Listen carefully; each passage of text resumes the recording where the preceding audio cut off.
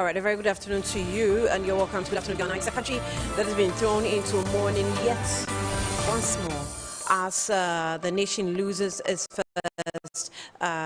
First Lady, former First Lady Nana Akufo-Addo Rawlings at age 76. Others are saying 77. Well, it's for the family to confirm that.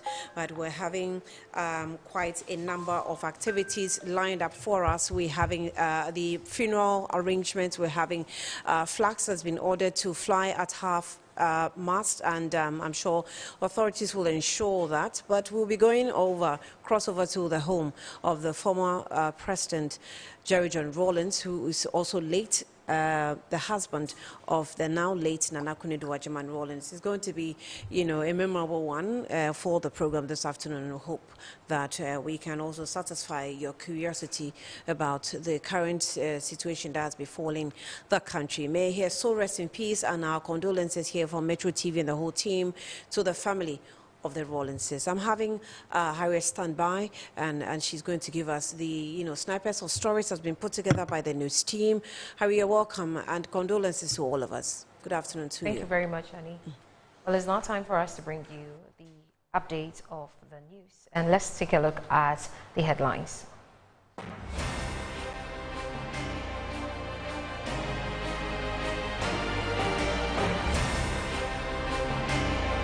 Ghana mourns former First Lady Nana Akufo-Addo Rawlings, who died yesterday at the age of 76. President Mahama declares 3 days of national mourning.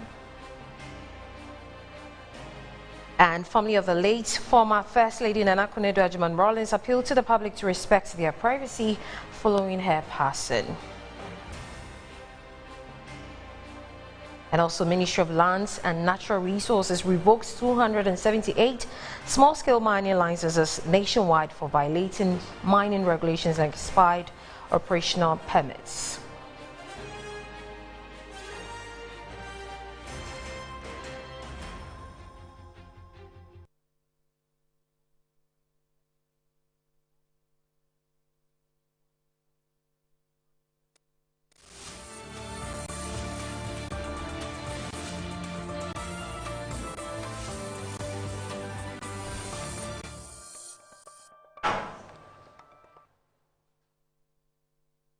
Now to our first story, President John Dramani Mahama has declared 3 days of national mourning following the death of former First Lady Nana Akufo-Addo Rawlings. The 3-day national mourning commences from today, Friday, October 24, to Sunday, 26 October 2025. This was announced in a statement issued on Friday, October 24, and signed by the presidential spokesperson and Minister for Government Communications, Phyllis Kwakye-Ofosu. The president has also directed that during this period, all national flags shall fly at half-mast at all public buildings, diplomatic missions and government installations throughout the country and abroad.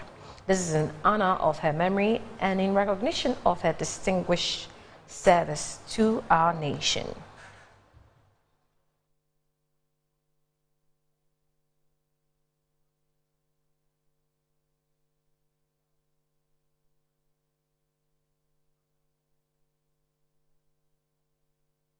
Okay, so announcement of 3 days of national mourning. Now, following the passing of His Excellency Nana Akufo-Addo Rawlings, former First Lady of the Republic of Ghana, President John Dramani Mahama has, on behalf of the government, declared 3 days of national mourning from today, Friday, 24 October, to Sunday, 26 October 2025. During this period, all national flags shall fly at half-mast at all public buildings, diplomatic missions and government installations throughout the country and abroad.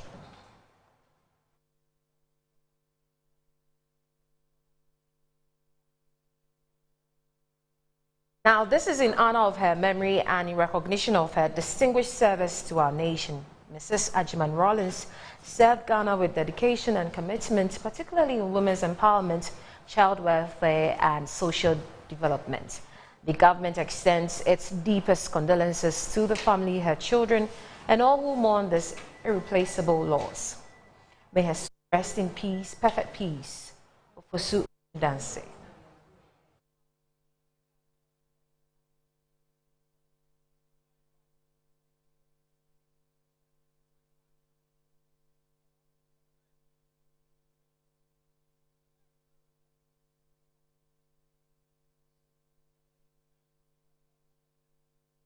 Now, top dignitaries, including government officials, members of parliament, and former government appointees, have trooped to the residence of the late former First Lady Nana Konadu Agyeman-Rawlings to commiserate with the family following announcement of her death after a short illness at the Ridge Hospital in Accra. My colleague Ekose Chisaki was at the residence earlier.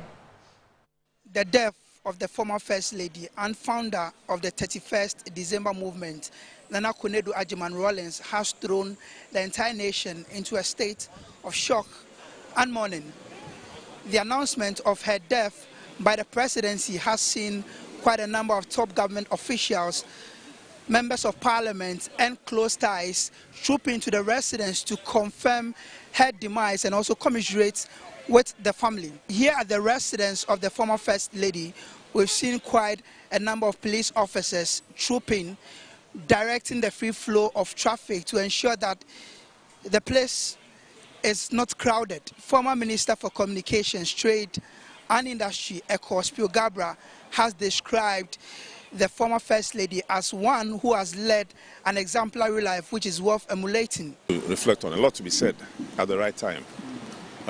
But her greatness has not been fully appreciated, partly because of the circumstances in which NDC lost power and the unfortunate developments that took place after we lost power, with her 31st December Women's Movement being investigated in a very unfriendly manner. NDC has won power and lost power, and we've seen at different times when the former President Rawlings was also alive, he tried to restrain himself with many of the negative things that are going on in our country and which were going on at the time he was alive. And I believe the former First Lady also was very mindful of those things. But as I said, the time will come for us to speak. Some members of parliament have described the loss of the former First Lady as a huge one. He made Ghanaian women aware of who we were and what potentials we had and what we could do to harness those potentials. She didn't just leave it there. She also took practical steps to sort of actualize some of the issues that she raised. For example, I mean, if she went around providing day care centers, so women, our market women, our mothers, could leave their children there and go to the market. There is nothing like empowerment if you don't enable it. So she enabled the Ghanaian woman. This is what has happened. It was a very bad news. So because of even that, Parliament, though we sat, we couldn't exhaust everything, and we have to come and share our condolences. That's why I'm here. Others will be coming. Right. So it's something that we never expected, but who are we to judge? It has happened. So we will take it like that. Meanwhile, family of the former First Lady Nana Konadu Agyeman-Rawlings are yet to outline the burial arrangements for the former First Lady. Reporting from the residence of the former First Lady, my name is Ekose Chisaki, reporting for Metro News. And on the back of this, the family of the late former First Lady Nana Konadu Agyeman-Rawlings has appealed to the public to respect their privacy following her passing. Head of the family, Oheneba Kwesi Abeye, confirmed that all relevant institutions have been officially notified of her death. Addressing journalists in Accra on Thursday, October 23, Oheneba Kwesi Abeye also disclosed that Asantehene Otumfuo Seitu II has been duly informed of the development. He indicated that further details regarding funeral arrangements will be communicated in due course. My name is Oheneba Kwesi Abeye Otumfuo Akomfuohene from Manhyia Palace and head of the family. Earlier this morning, Her Excellency Nana Konadu Agyeman-Rawlings felt unwell and was subsequently admitted at the Ridge Hospital. Unfortunately, she passed. His Excellency the President was subsequently informed accordingly, and Otufo Osetu the Segala Santene was also informed. His Excellency the President has caused an official statement to be made confirming Nana Kunedu's death. At this stage, the family is obviously in mourning and will crave your indulgence to give us some privacy. All further notices will be relayed by the government. Thank you very much. Well, our news crew also visited the Makola market to pick some reactions from the traders following the news of former First Lady's passing. Ajiman Kunedu nyame fa okran sieye zinato mi ma ohedin pa zinato na eda makoma so nti nyame ma wabotare so ma na afimu mama ne de waye bebre amaye aboye mpusu ewie ya na yete se ne esini na eya areho na san ya ayemhihie de kire se me marketi omuno musi market ni mayen enam ne bodin boso school see market ni no se ema no ye adwuma na yeto de o ye ma so enko school nti we see market school market ni mama yen ye gusu enko school no operate up to now nti waye bebre nkola ni bi mponie just obi ono ban oba no de bana ba school no oton ade ti e pon no abefa ne ba no ne ko nti mama ne waye bebre na amaye really ti wude emiya really ti wude mami wey fa ni tra papa mami wey oni really ti tra papa oni really ti tra papa ti really ti wude emiya be say mi ya this is strong iti mami ni de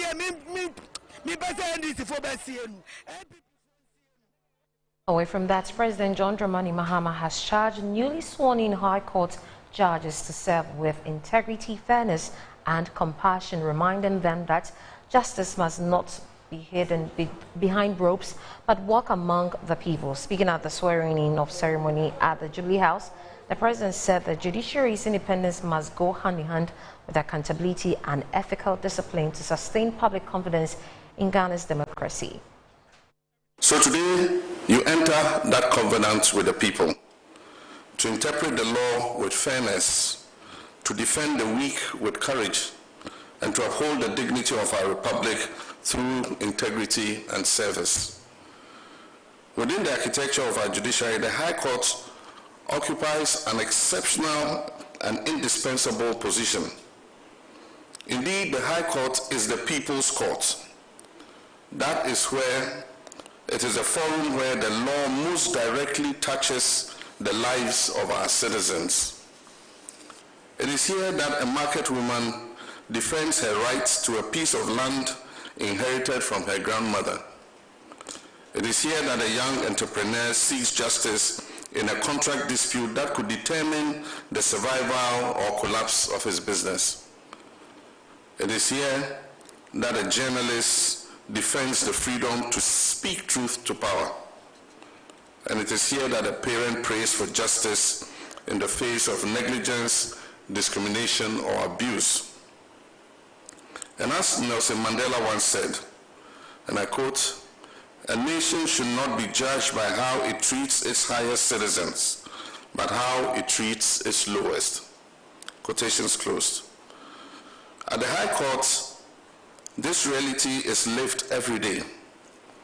You, my lords and lady justices, are the living face of justice for millions who may never reach their appellate courts.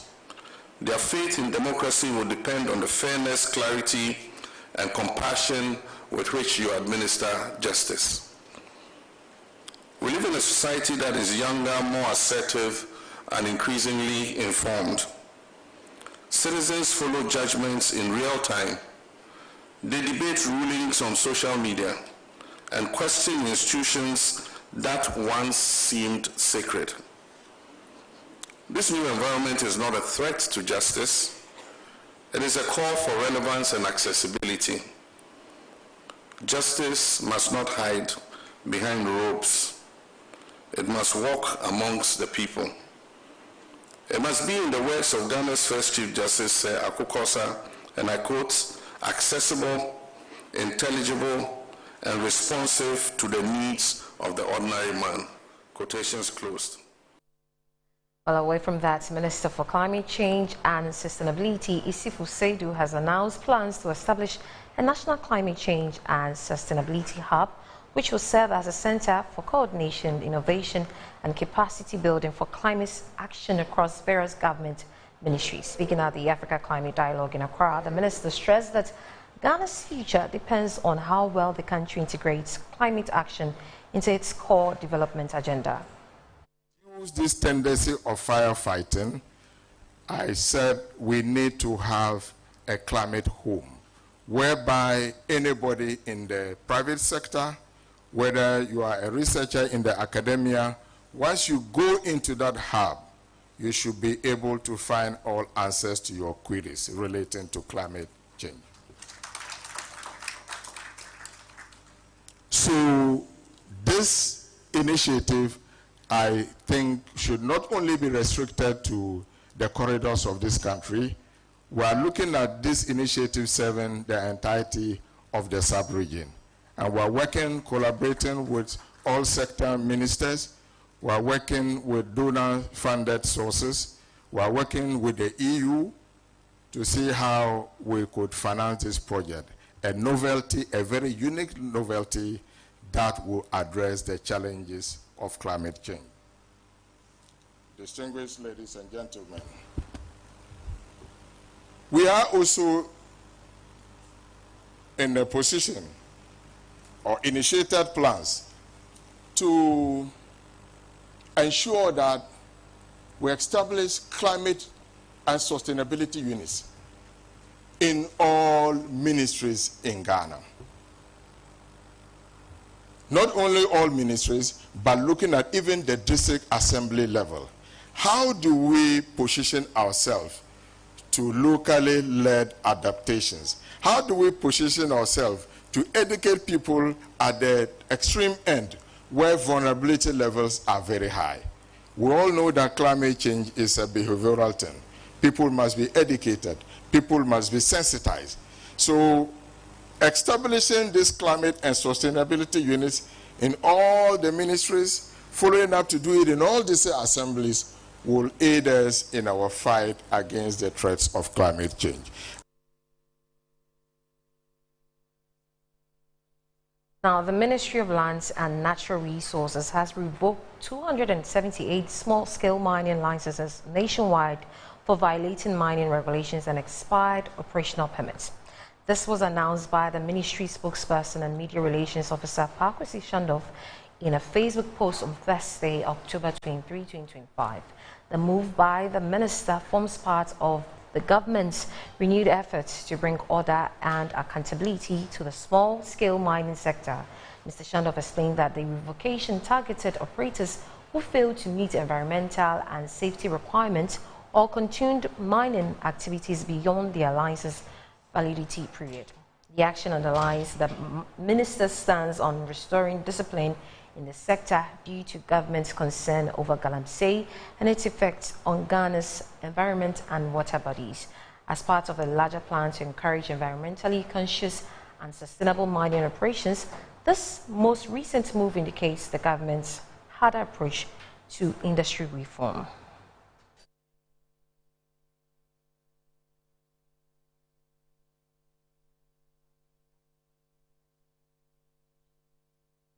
Now, Pakwesi Shandov is Media Relations of Ministry of Lands and Natural Resources, and he's joined us via Zoom. Good afternoon.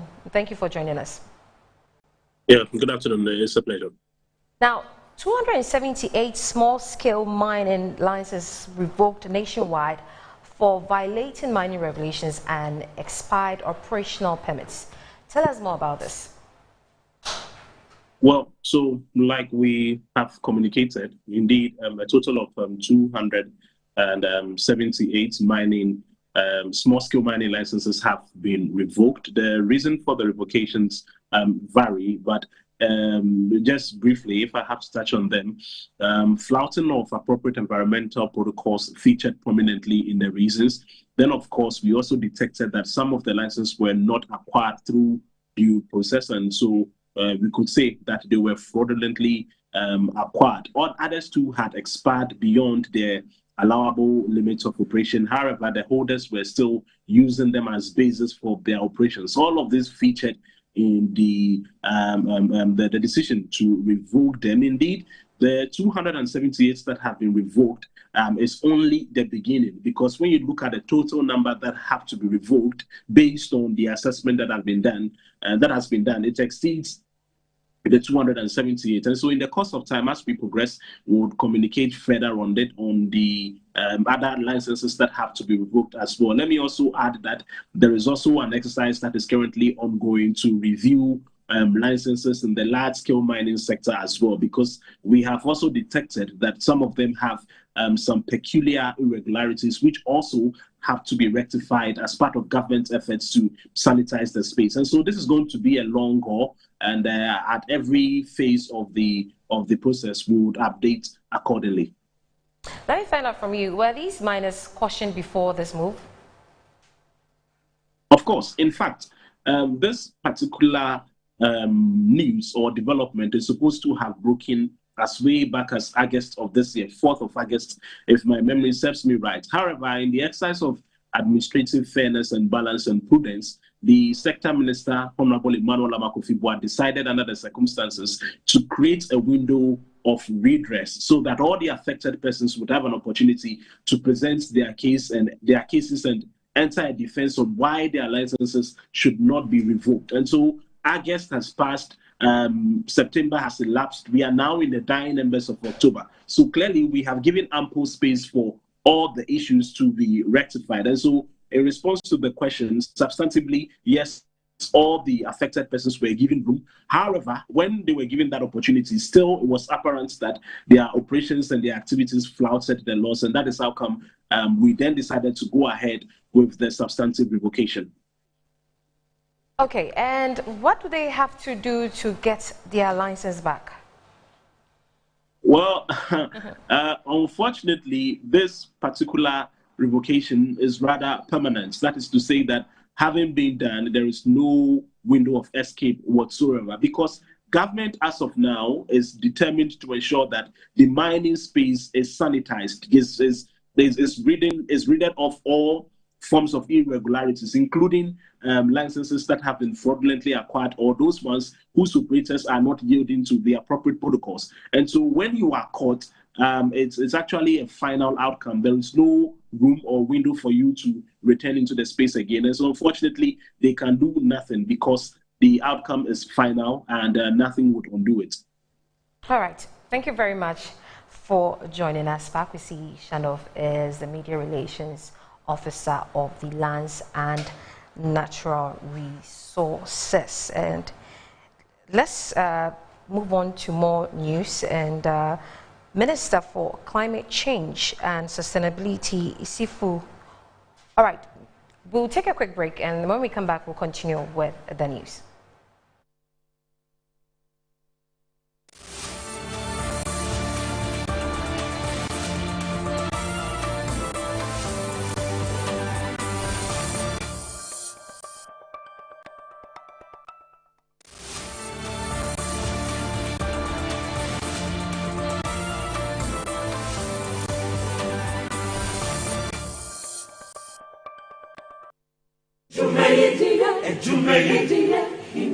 In life, choice is good, but choice plus safety is way better.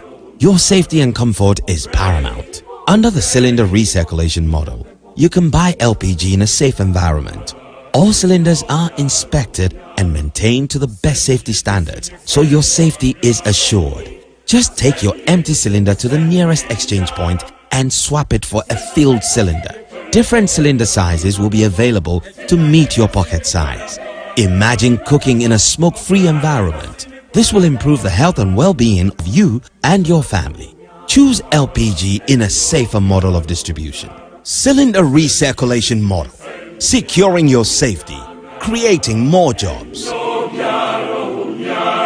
A message from the National Petroleum Authority under the patronage of the Ministry of Energy.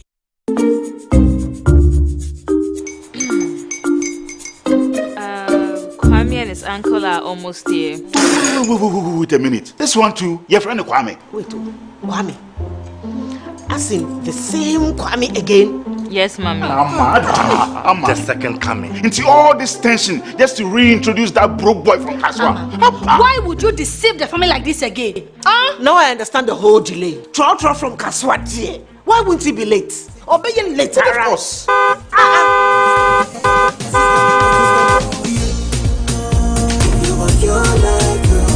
Star 712 hush, Star 712 hush. You go feel the luckiest. Go feel from to be luckiest. From not the cause she be luckiest. Yeah, you go feel be luckiest. No matter what you're luckiest. Everybody go be the luckiest. God Kwame! Send your God the apple boom. If you put it toy, so would the coming of the Son of Man be. Is that his car? Dial star 712 hash. Choose your ticket. Enter your lucky number. Follow the prompt and let destiny handle the rest. This promotion is regulated by the NLA on the Caritas platform. I just want to hear. Welcome to season 2 of Play by Ear. Make some noise. This is the only show. All you need is your ear to win some cash.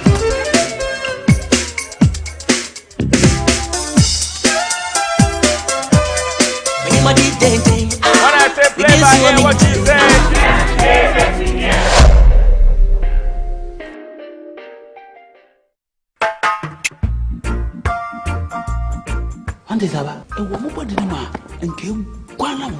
Oh, Jose, and I made the SMS. Cannon Pano, Nasana, Michiana, what me. A drain I didn't quano. Kingdom Garlic Bitters. No, more benefit. Me benefit wine. Also, got told dear. Abrewa, the smile, our brand, Mishuve. One antique crown our bread. No Kingdom Garlic Bitters, and any capsules. Nanya, what ya bribia. Kingdom Garlic Bitters, and the capsules. Assembly, a devil when I'm when I say, send your name, your wife, complain one personal. Kingdom Ginseng Power Capsules, and tea. Say, see, I'm password. Kingdom Ginseng Power Capsules. A many genius from Debefi, Abribia. Obebia o de poor hauno. Edro bakupa wihiane tremendous capsules. Tremendous capsules. Yes, you ma we obesima. Edno you benya bi obebi ayeton robia. Kingdom Herbal. No challenger. Edru ho.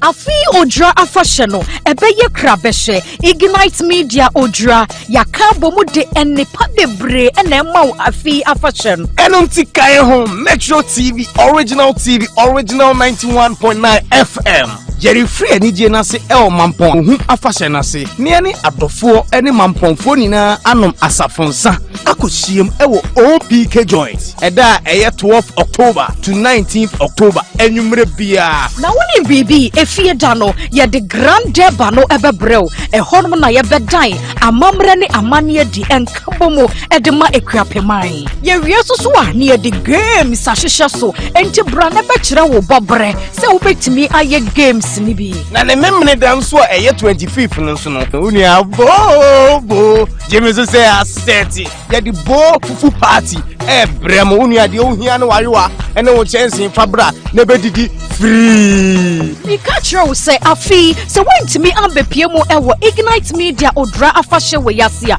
ene na wayo ho enu ntikai ho na yomfa odra afahye no ense so channel so say some spices and a Jojo carbonated vodka mix and a soya semi di jumadi ebrel odra safe to save bam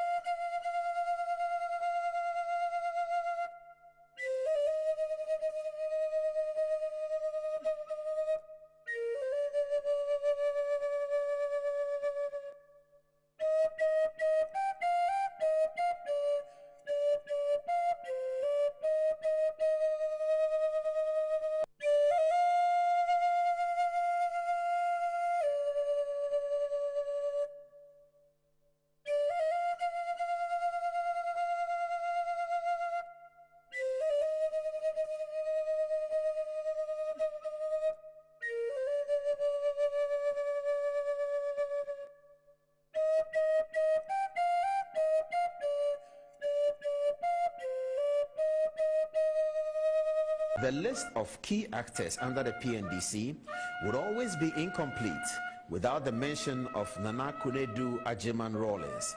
She wasn't a Secretary of State, but she constructed an edifice using the context of probity and accountability.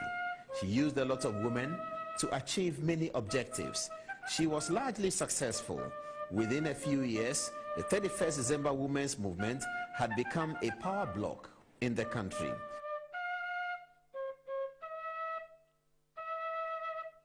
Radio to explain a personal matter between, say, your daughter and a boyfriend. Do you realize that that did quite a bit of damage to that party? When you, till today, everybody likes to talk about the so-called identification haircuts. Can you see that link? And would you have done things differently? That's my question. David Ampofo, let me tell you this. Whether I'm a first lady or I'm an ordinary citizen in this country, I will go in defense of my children any day when I know they're doing the right thing. I will never follow a child if the child is doing the wrong thing. I will deal with that child. But when that child on radio?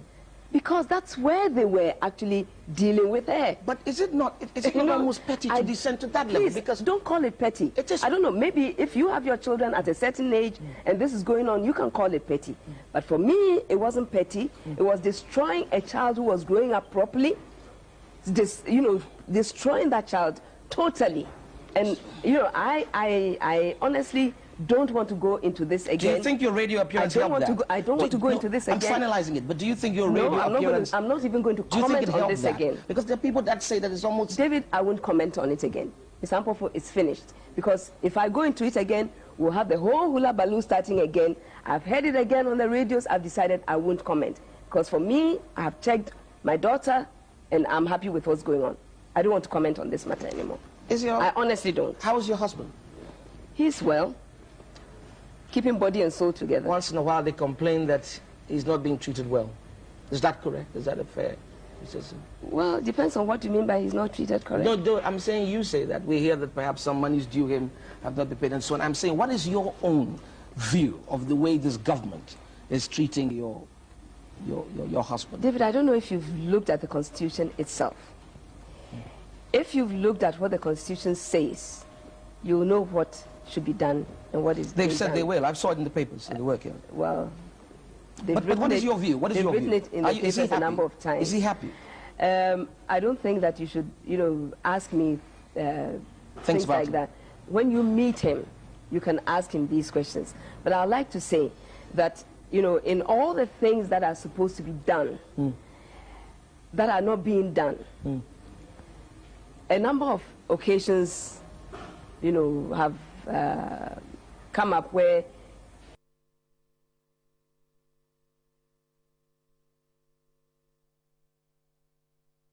if I had Ghana in my hand, I've said one thing already about trying to bridge the traditional and the Karicho? And what? Karicho? Yeah, the culture with modern politics. Because I feel that if we are able to do that, it will recondition all our minds into knowing that it's important to care about Ghana and make Ghana work. And then through that, we would also know that if everybody were pilfering from Ghana, Ghana cannot stand on its feet. So that is one thing, other thing that I would try to use tradition to address. Because as we were growing up, we were all told that for you to steal, it's not nice when you say it in English. For you to take money that is not yours, let the money get embarrassed. Let me put it that way. I think you understand it better. It is not only illegal, but it is immoral and unethical. Totally immoral and unethical. So, and the traditional thing can sometimes reinforce our behavior and our behavioral patterns to such an extent that there are certain things that we would just not. All right, you're welcome back to the program. It's good afternoon, Ghana, and we're still mourning, or we are a country in a mourning state, as flags have been ordered to fly at half-mast. We're mourning the former First Lady, Nana Akufo-Addo Agyeman-Rawlings, definitely made impact in Ghana, across the world as well, as being the wife of the late and former President, Jerry John Rawlings, and of course, with the support she gave the husband throughout the rule of the president's reign. Well, let's go on to the phone lines and engage with some members of the NDC.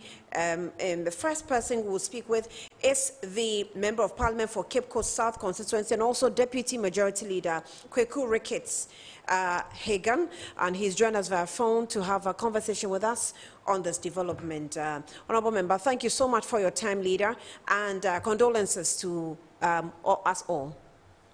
Thank you very much. And I think we are all saddened by what happened yesterday. Firstly, let's pick your mind on what the mood in Parliament has been, since yesterday, after we all heard of her demise. Well, thank you once again. It was actually one of a confused situation, because we were actually in the Chamber of Parliament when the news broke, but even at that time, it wasn't clear. It was like some speculation going on that our mother, Her Excellency Nana Akufo-Addo Agyeman-Rawlings, was not well.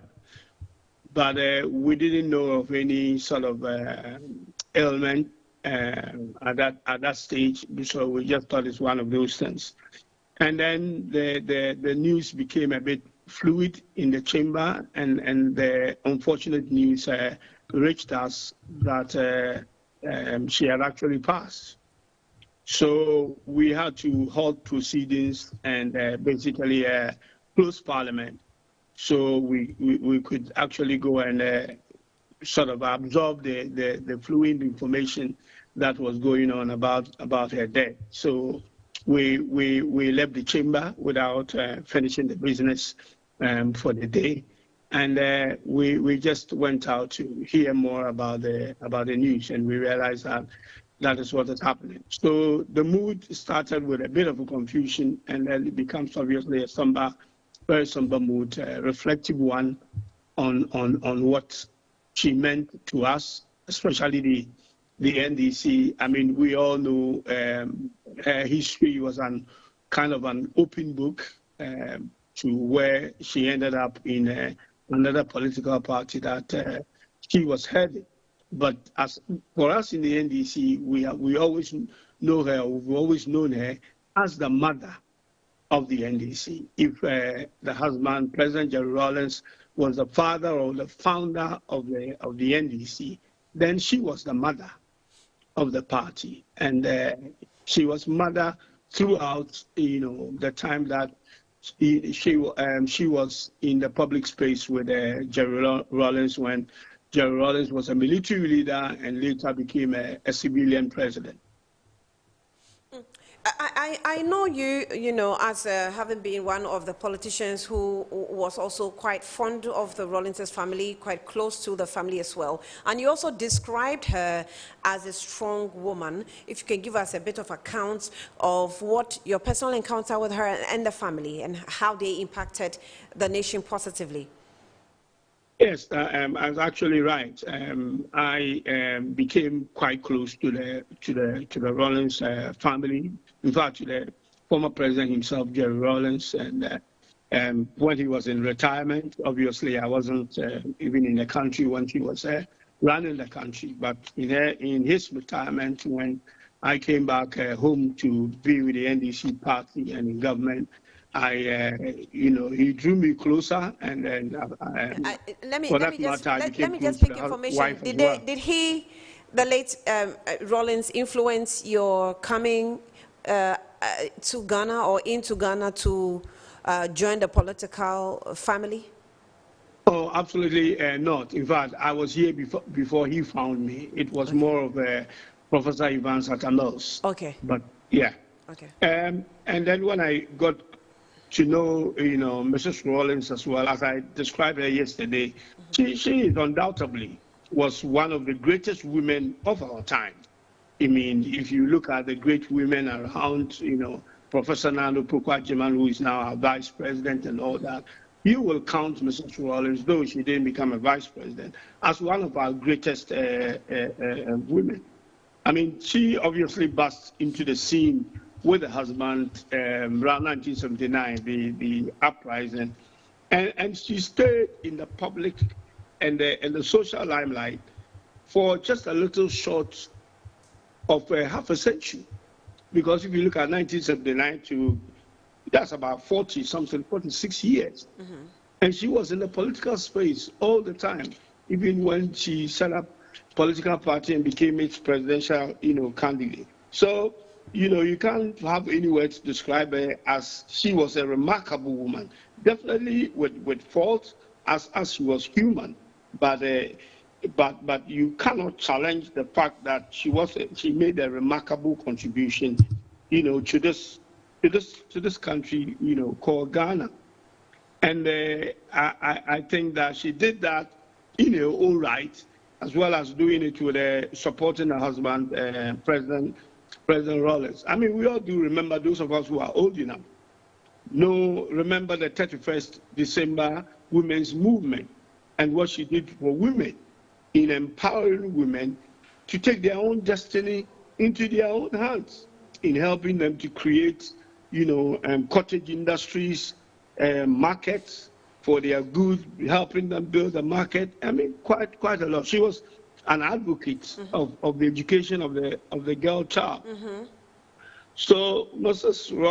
Rawlings will be best remembered as a women's advocate. I think she was fighting for affirmative action before affirmative action became fashionable. So that's how we remember her, a passionate woman about this country, passionate about leadership. And she felt, interestingly, as I got to know her and the husband much better, I realized that she was a woman in a hurry more than the husband. You know, we always see President Rawlings as, you know, a man who wanted a change for Ghana yesterday. But getting to know her, I realized that she was more in a hurry, you know, to see more in this country. She felt we were slow. I'm glad that she was able to complete her book, which luckily she signed a copy for me. But interestingly, I didn't know, I mean, we all thought she burst into the scene in 1979. But when she wrote a book and she gave me a copy, actually she gave me a copy. I was visiting a country somewhere in Africa, and she knew somebody there. So she gave me a copy to give to that person because she was trying to market her book actually outside Africa. So she gave me a copy to give to this person, and then signed a copy for myself. And that's when she was sharing the story in the book before I even read it. And I realized her background as being from the royal family and all that. So she was actually made before she met President Rawlings. You know, maybe not in the public space like she ended up. But she was actually a very strong woman. I mean, in modern days, you could only look back and look at maybe the Yaa Asantewaa that we never met, because we always refer to Yaa Asantewaa as a very strong woman. Yeah. And coming from that part of the country, she will probably be described as that, because she was on the front line, you know, for women. And I think that it's a shame that, you know, maybe with certain things that we disagreed with or people disagreed with, and then maybe we didn't see her when she was living for the remarkable woman that she was. But, you know, sometimes we have to pass before people will actually look back and see what an achievement, a contribution we have made. And I'm sure that history will remember her as well as the husband, you know, quite favorably over the months and years to come. I'm not sure. Maybe you were close to the family, so you probably will have some opportunities to speak with her once in a while. But as a political party, as leadership in Parliament, how were you able to settle, you know, your, I don't know, political relationship and motherhood, childhood relationship with her? It was one of the things that people were talking about, you know, yesterday when the news broke that she'd passed. Were you able to mend the bridge? What exactly happened, if you can tell me something? I think people were just looking more of, you know, what they saw in public. Yeah. Yeah. But honestly, there were, you know, people all the way to the top, from the president all the way down, that had some relationship with her, and maybe were having, you know, their dialogues and meetings behind the scenes. But, you know, we didn't see maybe in the public space as we would have loved. But as I said, I had a relationship, so are many others. Yeah, may I pick your mind? May I pick your mind on this? Were there many times? I'm sure when it comes to you, she trusted you, so she probably would tell you a lot of things. May I pick your mind on how many times she felt like she proposed things and ideas to the party, but it was not accepted? Because a couple of times matters came into the public space in terms of communication strategy for the party, in terms of leadership choices and selections, in terms of ideas, you know, thrown to the late Mills at the time, and things like that. Was there any time that she mentioned anything of that nature to you, and she was worried or pained about it? Well, I was an ordinary member who joined the NDC. I wasn't in leadership at the time that today I am a deputy majority leader. So I wasn't involved in leadership decisions. Yeah, but I'm sure she may. She was also the vice chairman of the party. Mm-hmm. So she was attending, you know, meetings, and I'm sure she was putting her ideas across and all that. I mean, I don't have any evidence to say whether her ideas were taken or not taken. Mm-hmm. And neither did she share with me that her ideas, or for me, the opportunity I had for her to share her life from, you know, from when she came into the scene, you know, just as the husband did with me. Mm-hmm. Because as I said, I was either very young or most of the time when, you know, they were in the reins of power, I was actually not in the country. So as I became part of the NDC family, they thought it was, and they realized how passionate I was, and I still am. They decided to share certain things with me, so I will know the values, you know, of the NDC party and what led to, you know, the 79 uprising and what happened afterwards, you know, all the way into the civilian administration. So mine was just walking.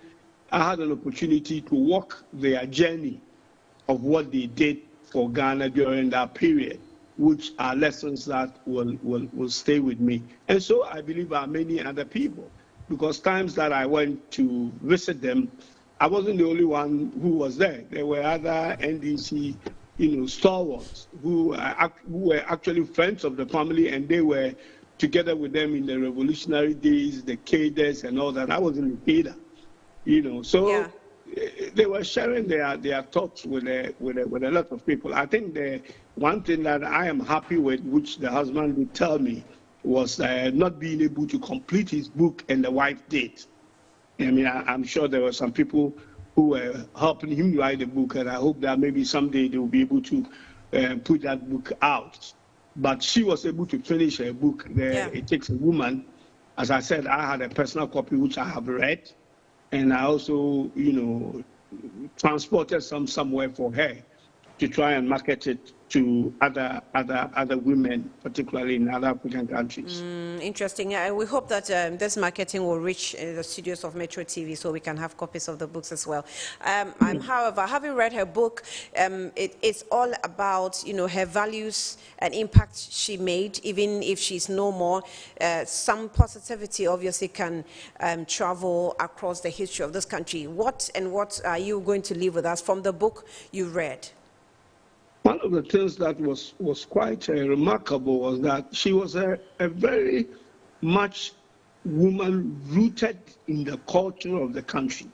You know, as you know, she was an Ashanti, and she valued her heritage from the royal family and the values that she was brought up with, the values that her parents brought her up with, the places that she told me that she lived, that I later read in the book, that is because of the nature of the husband, the father's job, they were living in some hinterland places, and how she basically grew up. And those are the things that I think we didn't, for her political, feelings and political, I think we knew much of it. But from where she came from as a heritage was something that many of us were not aware of. And we thought she burst into the scene with Jerry Rawlings, not knowing that he was a woman of substance before she came out with her husband. Lastly, so these are the things before that you take I leave think of she was us, a woman with serious values. Before you take leave of us, do you see any Nana Konadu rising from the NDC, either in the current generation or in the future generation? Oh, she has kids, and they share the DNA of both the parents. So I don't think it should surprise any of us or any of them. I mean, we know our sister, my sister, Dr. Zenata Rawlings, Honorable, who is in Parliament, formidable parliamentarians, and I know that she's got far to go. She's going to be one of the formidable leaders, in this country in the near future. And then there are other siblings, Once you have it in your DNA, you might even say that never. But when the time comes, you will realize. I mean, I was told years back that I could go into politics, and I never believed, because of some relatives who were in politics in the ancient days in Ghana, and I never believed it. The next thing I realized, I was a member of Parliament for Cape Coast South, and I still don't know how it happened. So you never know. Well, we just hope that that seed of accountability, probity, and all those continue to be with us as NDC, as many people have it in them. Not only the children, but a lot of people who moved with the Rawlingses from 1979, and some are still around, have it in them. And in their own way, they are also impacting it to the next generation of leaders. And may long live the NDC and the values that the founder and other founding members were able to show in the party, whatever the discourse and the challenges that we have. I mean, as a family, as a political party, you will go through different phases. But the values that brought the NDC about, I'm sure, may long live after not only Jerry Rawlings and Nana Konadu Rawlings, but after all of us. Honourable Member George Kwaku Ricketts-Hagan, he's Member of Parliament for Cape Coast South and Deputy Majority Leader. We're grateful for your time. He also was the former Finance Minister as well, former Deputy Finance Minister, as well, having held quite a number of positions before these positions, Deputy Minister of Trade as well. I mean, he's held quite a number of them. Honourable Member for Cape Coast South Constituency, Deputy Majority Leader Kwaku Ricketts-Hagan. We're told that the Foreign Minister has also spoken and at a program or at a function and made quite a number of comments, good comments, would say, about the former First Lady Nana Konadu Agyeman-Rawlings. Let's take a listen to Samuel Okudzeto-Ablakwa. There is a renowned Ghanaian stateswoman, the longest serving First Lady of our country's history, the founder of the 31st December Women's Movement, Her Excellency Nana Konadu Agyeman-Rawlings, a mother who embodied all of these values and principles we have been discussing today. The values of equality, the values of tolerance, of being the voice of the voiceless, of empowerment and inclusivity. Sadly, we lost our mother. We lost that vibrant, colorful, larger-than-life stateswoman, Her Excellency Nana Konadu Agyeman-Rawlings yesterday, I humbly request that we all rise, consistent with the President's declaration of a 3-day of national mourning. We rise for a minute's silence in honor of her memory. May her soul and that of all departed heroes rest in perfect peace. I shall now request that the UN and Ghana flags fly at half-mast to show our respect for the memory of Her Excellency Nana Konadu Agyeman-Rawlings. Her legacy of empowerment and inclusivity, and her legacy of being a voice for the voiceless, shall always be remembered and shall never be forgotten, forever in our hearts. Please resume your seats. I thank you very much. There is a renowned Ghanaian stateswoman, the longest serving First Lady of our country's history, the founder of the 31st December Women's Movement, Her Excellency Nana Konadu Agyeman-Rawlings, a mother who embodied all of these values and principles we have been discussing today. The values of equality, the values of tolerance, of being the voice of the voiceless, of empowerment and inclusivity.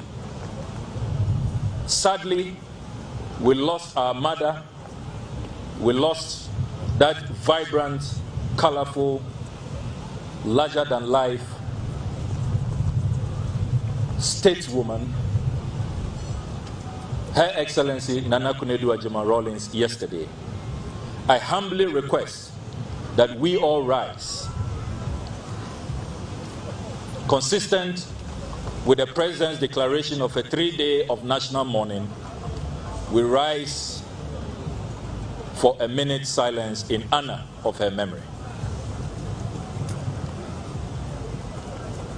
May her soul and that of all departed heroes rest in perfect peace. I shall now request that the UN and Ghana flags fly at half-mast to show our respect for the memory of Her Excellency Nana Konadu Agyeman-Rawlings. Her legacy of empowerment and inclusivity, and her legacy of being a voice for the voiceless, shall always be remembered and shall never be forgotten, forever.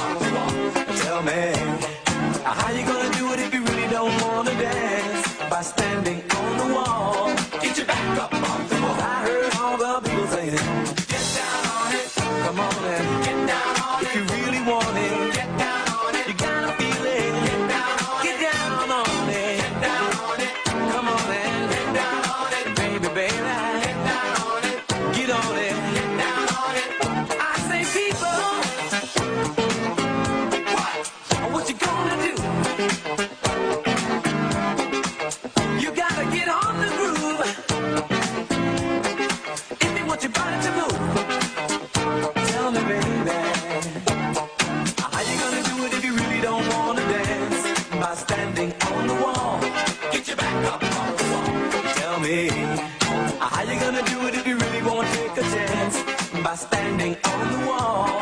Get your back up off the wall. I heard all the people saying, get down on it. Get down on it. Get down on it. Get down on it. When you're dancing, get down on it. Get down on it. Get down on it. Get down on it. Sha-da-ba-da-ba-da-ba-doo. What you gonna do? Do you wanna get down? What you gonna do? Get your back up off the wall. Dance, come on. Get your back up off the wall. Dance, come on. Get down on it. Come on then. Get down on it. If you really want it, get down on it. You gotta feel it. Get down on it. Get down on it. Get down on it. Get down. Come on then. Get down on it. Baby, baby. Get down on it. Get on it. Get down on it. How you gonna do it if you really don't wanna dance? By standing on the wall. Get your back up off the wall. Tell me, baby, how you gonna do it if you really won't take a chance? By standing on the wall. Get your back up off the wall. Listen, baby, you know it. When you're dancing, yeah, you show it. When you move, move, move, you know it. When you're dancing, yeah, you show it. As you move across the floor, get down on it. Come on and get down on it. If you really want it, get down on it. You gotta feel it. Get down on it. Get down. Nana Konadu Agyeman was born in Cape Coast, Central Region of Ghana on 17th November 1948 to J.O.T. Agyeman and his wife. She attended Ghana International School and later moved to Achimota School, where she met her future husband, the first president under the Fourth Republican Constitution, the late Flight Lieutenant Jerry John Rawlings. She went on to study art and textiles at the University of Science and Technology, where she served as a student leader of her Hall of Residence, Africa Hall. In 1975, she earned a diploma in interior design from the London College of Arts. She further pursued her education over the next couple of decades, acquiring a diploma in advanced personnel management from Ghana's Management Development and Productivity Institute in 1979 and a certificate in development from the Ghana Institute of Management and Public Administration in 1991. She also took courses at Johns Hopkins University and the Institute for Policy Studies in Baltimore, USA, and received a certificate from a Fellows Program in Philanthropy and Non-Profit Organizations. Nana Konadu Agyeman Rawlings' first term as First Lady came after her husband served briefly as military head of state in 1979. He returned to power in a military coup in 1981 and ruled until 1992 when he was elected as a civilian president. He served 2 terms of 4 years, leaving office in 2001. Before that, she became president of the 31st December Women's Movement in 1982. She was elected first vice chairperson of the NDC in 2009, and in 2011 she unsuccessfully challenged President John Atta Mills for the party's presidential candidate position for the 2012 election, leading to her breakaway. In 2016, she became the first woman to run for president of Ghana on the ticket of a party she founded, National Democratic Party. In 2018, she launched her book titled It Takes a Woman. The 331-page biography chronicled her journey from her youth in 1948 through to her years in political and social advocacy. Nana Konadu leaves behind a formidable legacy as one of Ghana's most influential women, a visionary leader, a reformer, and a symbol of courage in the struggle for gender equality and national development. Her life's work transformed the discourse on women's empowerment in Ghana and across Africa, and her voice remained a force for progress long after she left office.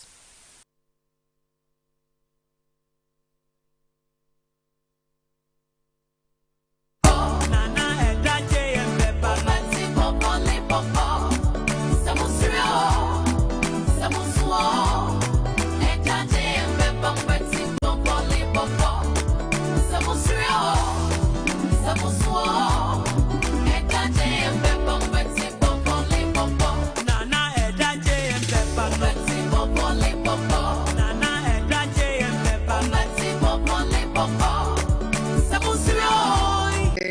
Ohineba Akwesi Abeye Otufo Akomfo Hine from Manchia Palace and head of the family. Earlier this morning, Her Excellency Nana Akufo-Addo Agyemang Rawlings felt unwell and was subsequently admitted at the Ridge Hospital. Unfortunately, she passed. His Excellency the President was subsequently informed accordingly, and Otufo Osei to the Segala Santihene was also informed. His Excellency the President has caused an official statement to be made confirming Nana Akufo-Addo's death. At this stage, the family is obviously in mourning and will crave your indulgence to give us some privacy. All further notices will be relayed by the government. Thank you very much. Radio to explain a personal matter between, say, your daughter and a boyfriend. Do you realize that that did quite a bit of damage to that party? When you, till today, everybody likes to talk about the so-called identification haircuts. Can you see that link? And would you have done things differently? That's my question.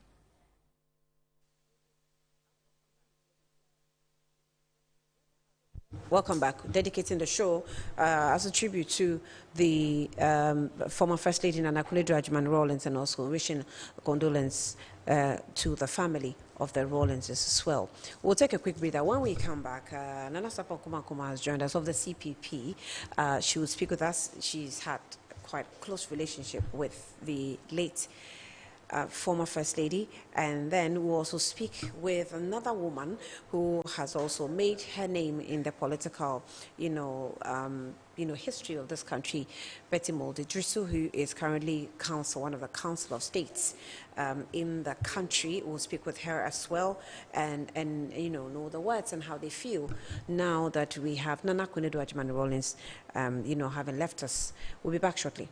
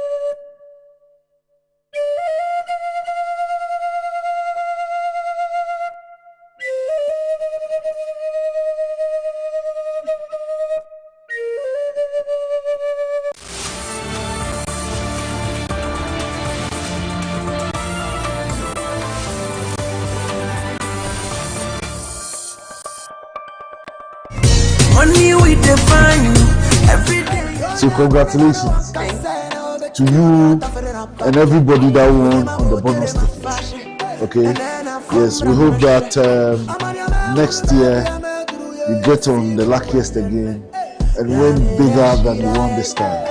Okay, so congratulations. Yes, wow, from the luckiest to you as one of the winners on this ticket. So congratulations.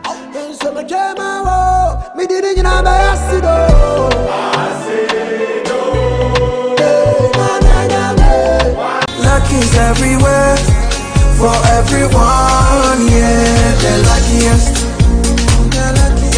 Luck is everywhere for everyone, yeah. Money we define every day.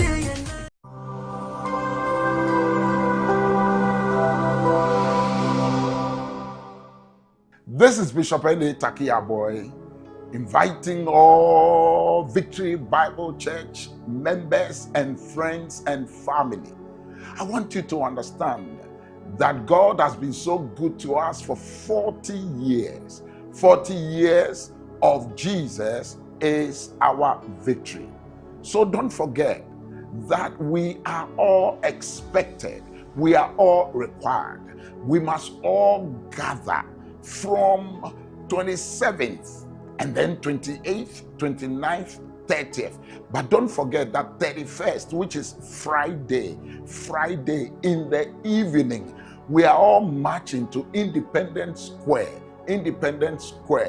Then on the 2nd, we are having our grand finale celebration of our 40th anniversary at Independence Square. Right from the morning, don't forget, right from the morning, this God who is faithful, this God who brought his son Jesus to die for us, this God has been so great. God bless you. I will expect you, and I know you will be there.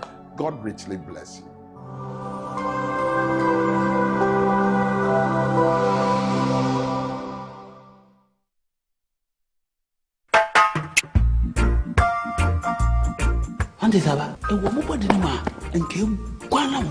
Oh, Jose, and I made the SMS.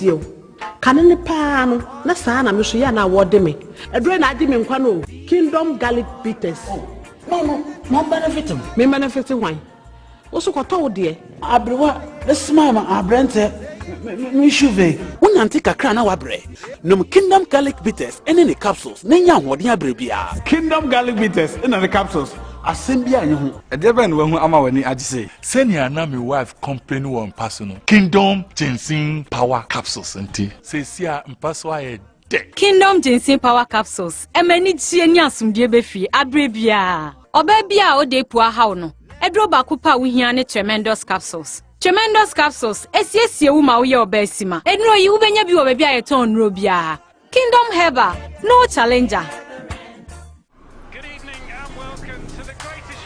This is a people's game.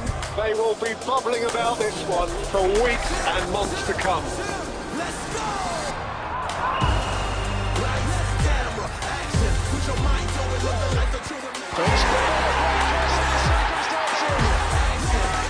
It's on SuperSport all season long. Pay your subscription today. Dial *759#. Available on DSTV and GoTV. Victory, celebration, legacy. It's 40 years of Jesus is our victory. Join Victory Bible Church International for the Wonderful Jesus Conference 2025. A power-packed celebration marking 40 glorious years of God's faith and God's grace.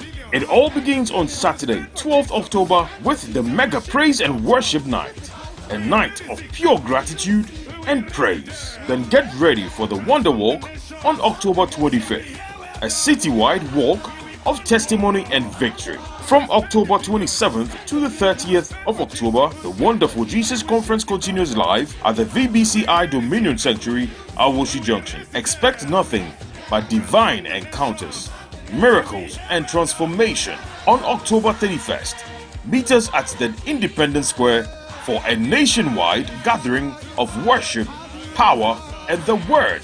Then on November 1st, join the outreach program at Mancho Agbona. Then let's touch lives and share the love of Jesus Christ. And finally, the grand service at the Independence Square on November 2nd. Come and witness the glory of 40 years of victory. Ministering are Bishop N.A. Takiyaboy, Bishop Clement Amankwa Isehene, Bishop Elijah Saforo, and Bishop Emmanuel Akon. Wonderful Jesus Conference 2025. 40 years of grace, power, and impact. From the 12th of October to the 2nd of November. Victory Bible Church International invites you to celebrate Jesus because Jesus is our victory.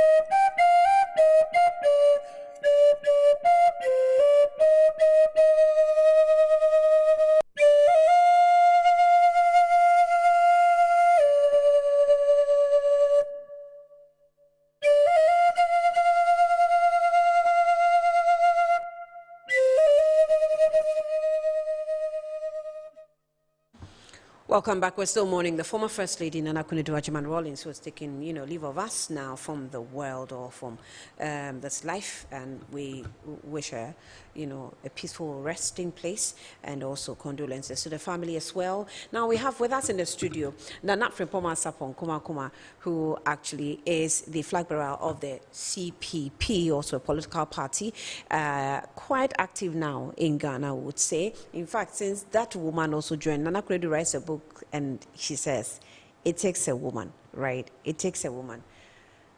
You're welcome. Thank you so much for joining us in the studio. Yes, it's wonderful to be as usual. Indeed. Talking to you always, I like to listen to you. So Indeed. I'm sure a lot of people also have to listen, and especially on a day like this, people want to listen to people who would say something. I'm sure your mic is off. Is it on? Okay, it's off. Kindly. Thank you. Thank you. Especially on a day like this, I'm sure people would want to listen to somebody that talks and is soothing. Because this is a very, very solemn day for all of us. A very, it's one of those days that you can't even believe it. Yes. Is it real? Is it true? It's like.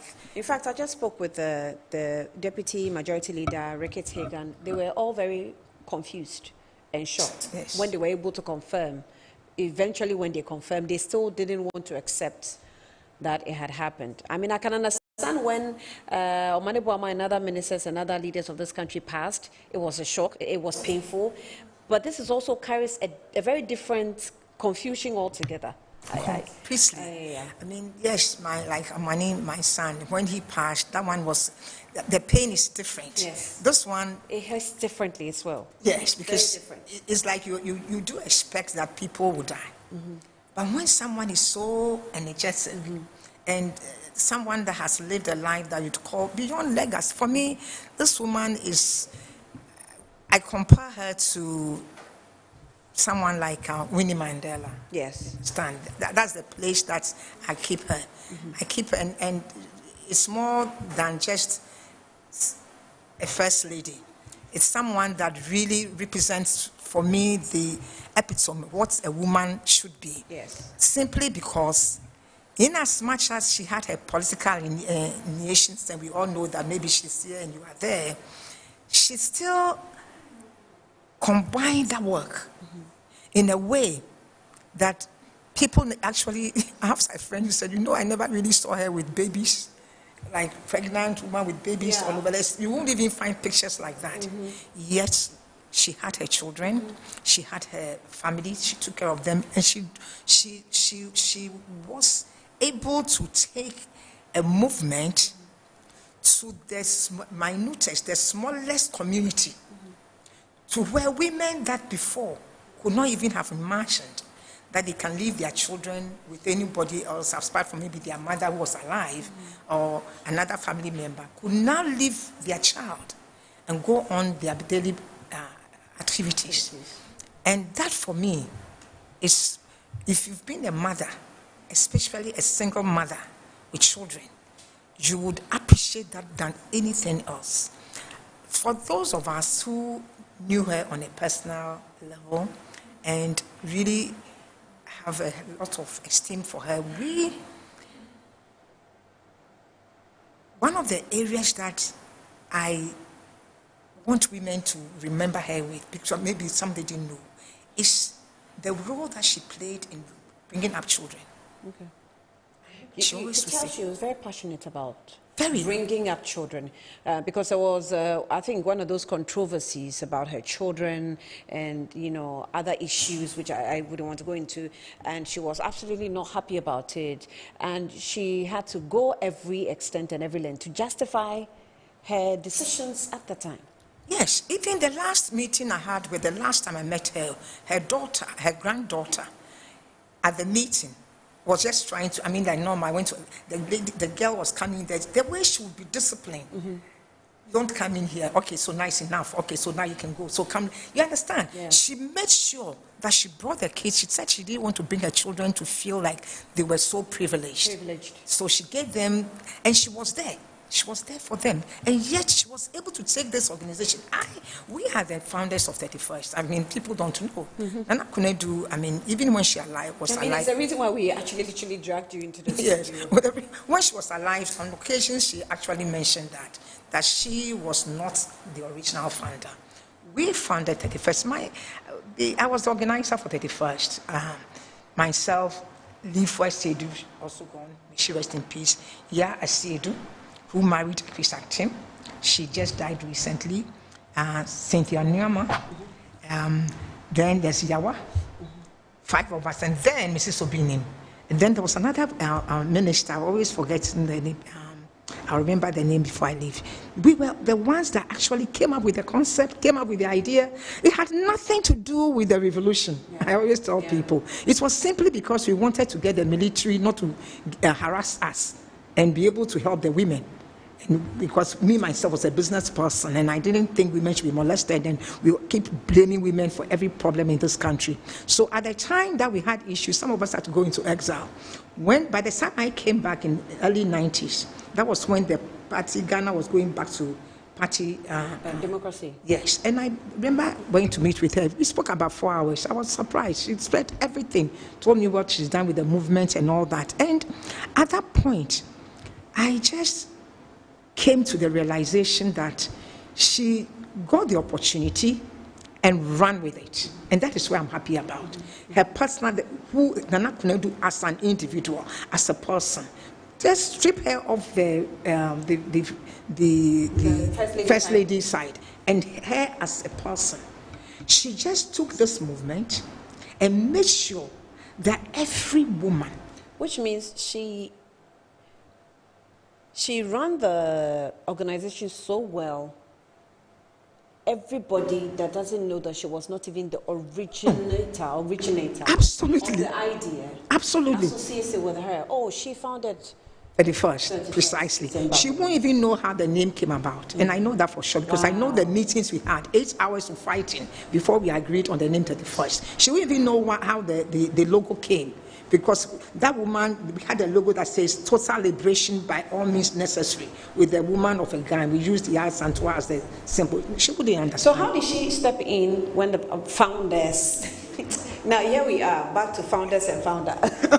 You know, that will never leave. No.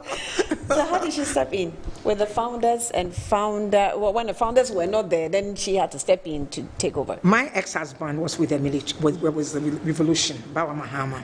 So Chris Actim was also with the revolution. If people, older people will know. And Chris was then dating Ya Sedu. So Ya, myself, her sister, when we formed that movement, and it happened that there was a drift between the Akatapori, Chris Actim, and the co. Okay. Then it affected we, the women. Okay. You understand? So they came and harassed. In fact, they came in the night, taekwondo the door, and picked Ya Sedu and Lifwa to the castle. They had already picked my ex-husband, so they left me. And that was the turning point. So we had to go in exile. I was in exile for years. So it was in the exile that she came in. Wow. You can ask, people... you can ask Mrs. There's another lady who's alive today, a former ambassador, Mrs. Edith Hazel. Edith Hazel. I almost called her. Call her. Let's see if Bright can actually contact Edith Hazel. Yes, because Edith was the one that Mrs. Rollins told her that we are the founders, actually. So that's how I became close to her when she was the organizing this thing for 31st. So that's how it happened. So that's how she came in at that point. And they did, for me, she did a very good job. A lot of people will say that, she was opening daycare centers everywhere and sometimes under trees. Yes, under trees. Yeah. We even have schools under trees, so why not a daycare? If you have a child and you are a farmer and you needed to take that child to the farm, cannot hoe and cut last with the farmers we still do today. Yeah. You need to put that baby somewhere. Mm-hmm. And only God knows how many children have ended up taking leaves they are not supposed to swallow, who might have died. Nobody knows, because you have to leave that baby for you to actually go read. Now, if you have to leave the baby now in your village, under a tree, by being taken care of by some group of people, called the 31st December Daycare Center, then you would understand and appreciate what it means to leave your child and go to the market or leave a baby and go to farm. For me, the work that this woman has done, I just want us to, she's my hero. She's everything that I see as a woman who has lived to the fullest. And still, she was bold enough to want to be the president of this country. She was bold enough to want to be, because she knew she had what it takes to be a leader. But you know, when you are from society that we are still in here, where so we have this feminine thing there, people, even to the extent, one time she told me that people will even go to the extent of saying that, she was the one that was influencing the husband. You know, those kind of statements. Yeah. Oh, of course. I mean, growing up, that's what we all heard. And it's so funny. She'll be asking. Yeah, we all heard that. She was the one that would tell the husband what to do. You understand? So if you didn't even like something the husband did, they'll say, man here. I'm here, I'm seeing articles going on, a key was taken from here. Listen, today, this woman, and the part I like about her is no matter where you meet her, she doesn't stop dancing. I guess I'm right. I mean, I am old enough to be, or young enough to be her child. But at some point, this morning, Bright will attest to you, I mentioned it, that this woman, she actually likes dancing. Unbelievable. I actually didn't know. I just said it. Oh, really? No, I didn't know. She doesn't. Because it was as though just get the beat going. Completely. And she will get her feet moving. And the last time she came to my daughter's wedding, she left around 1 something. She danced till she was like, it was after the music that I went to see her off. You understand? Wow. She doesn't stop dancing. I met her at another wedding. She would dance.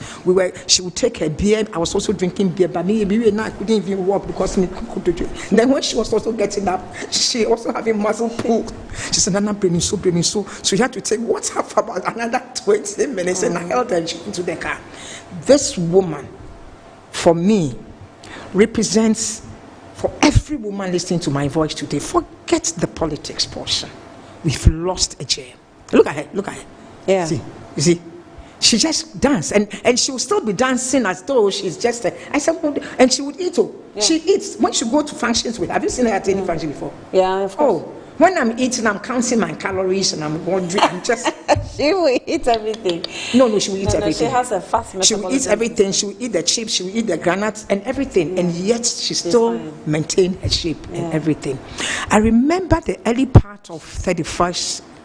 We needed her to be at the day that we're trying to launch the program. She couldn't make it because she wasn't feeling well. At those early days, I heard that she had. I can't say rheumatism. Okay. Or asthma. All kinds of things that people were saying. Yet she was able to take it little at a little. I have an auntie who said, "Nana couldn't do me.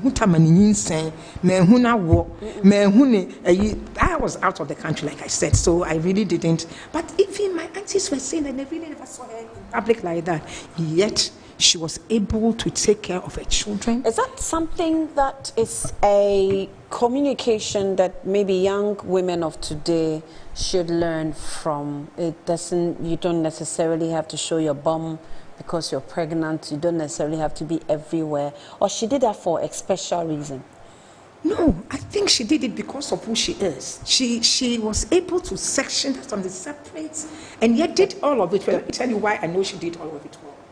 When we were launching 31st, we needed to let the president at that time, Rawlings, may he rest in perfect peace as well, know that 31st was going to be launched. So we will get the support of the military. So we arranged, we planned, and we got a meeting to go and see him at the camp, that place that they were, Kwanda Barracks. Yeah. Do you know that all the women that were there on that day, we won't forget it. When we went to see him, do you know what he did? For that 10 minutes or 15 minutes that were with His Excellency J.J. Wallace, he also rested in peace. He didn't say anything but speak about the wife. How they met in school.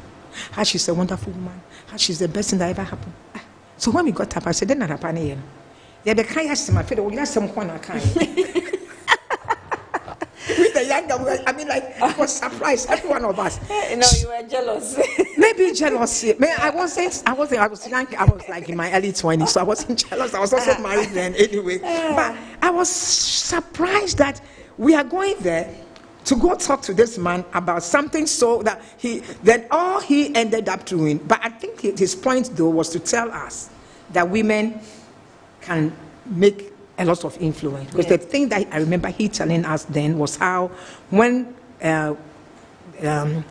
Osagyefo wanted to get men to do things, he made sure that a woman did it first. And once a woman did that, then men thought they could also do the same. They did better. So even when women, he taught them how to drive the tractor and things. So when they did that, then men also joined. So I think maybe his point was to say that women can do much and can do better. I guess that's why we coined the phrase, what men can do, women can do better. I don't think it's him. I think it came from there. I don't go by that school of thought. There are some things men do I can't do and I won't do. No, but that is to encourage women to realize, and that is so true though. Anything, things men do, we can do. That's true. Yeah. But anything that a man can do, if a woman really determines to do it, we always end up doing it better. We can do it's better. More sensitive. We hear people more. We are able to do it better, whether it's becoming a lawyer, a doctor, an accountant, whatever. That's what it means. And even a mother in the house or a home person, a farmer, anything that you end up doing, if a man can do it, women can do it better in so many ways. So that's what it is. But I think that Ghana, we've lost a gem. And we need to celebrate this woman and package her for the next generation. Let's not think about the politics of it. Let's think about the achievements, what she did, the lives that she affected, the factories that they had. One would say there is a bit of some difficulty trying to separate the political life from the probably other private or sacrificial activities she engaged in, because they were sort of, even those separated, intertwined. And the vehicle with which we could have used to probably package well was her political party, that still, by her association with the husband and by her activities she herself undertook in government, made it a necessary evil. For want of a better expression, you will want to use that vehicle. But you saw that in her latter days there was a quell in, because relationships were, scattered all over the place.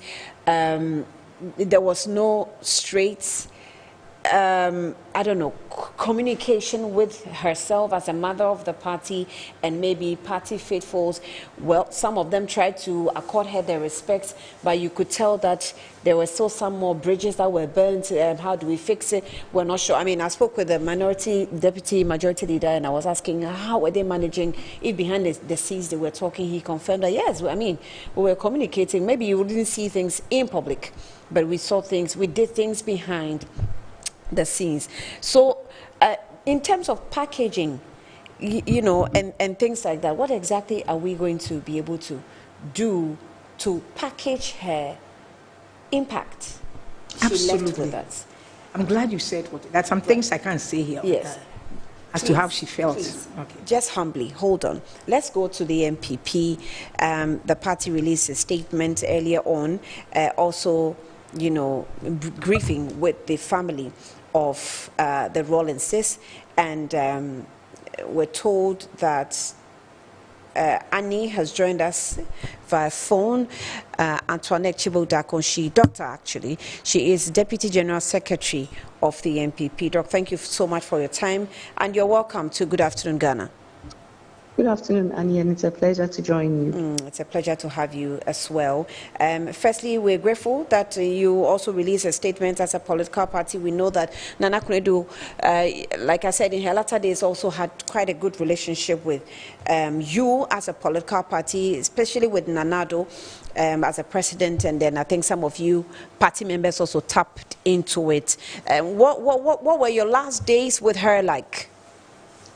Okay, for me, I think most of my relationship with her has been more or less at functions. If I see her, I say hello to her. And I picked up an aura of gentility, which I had never experienced when she was First Lady. So I would say that I saw a different side of her.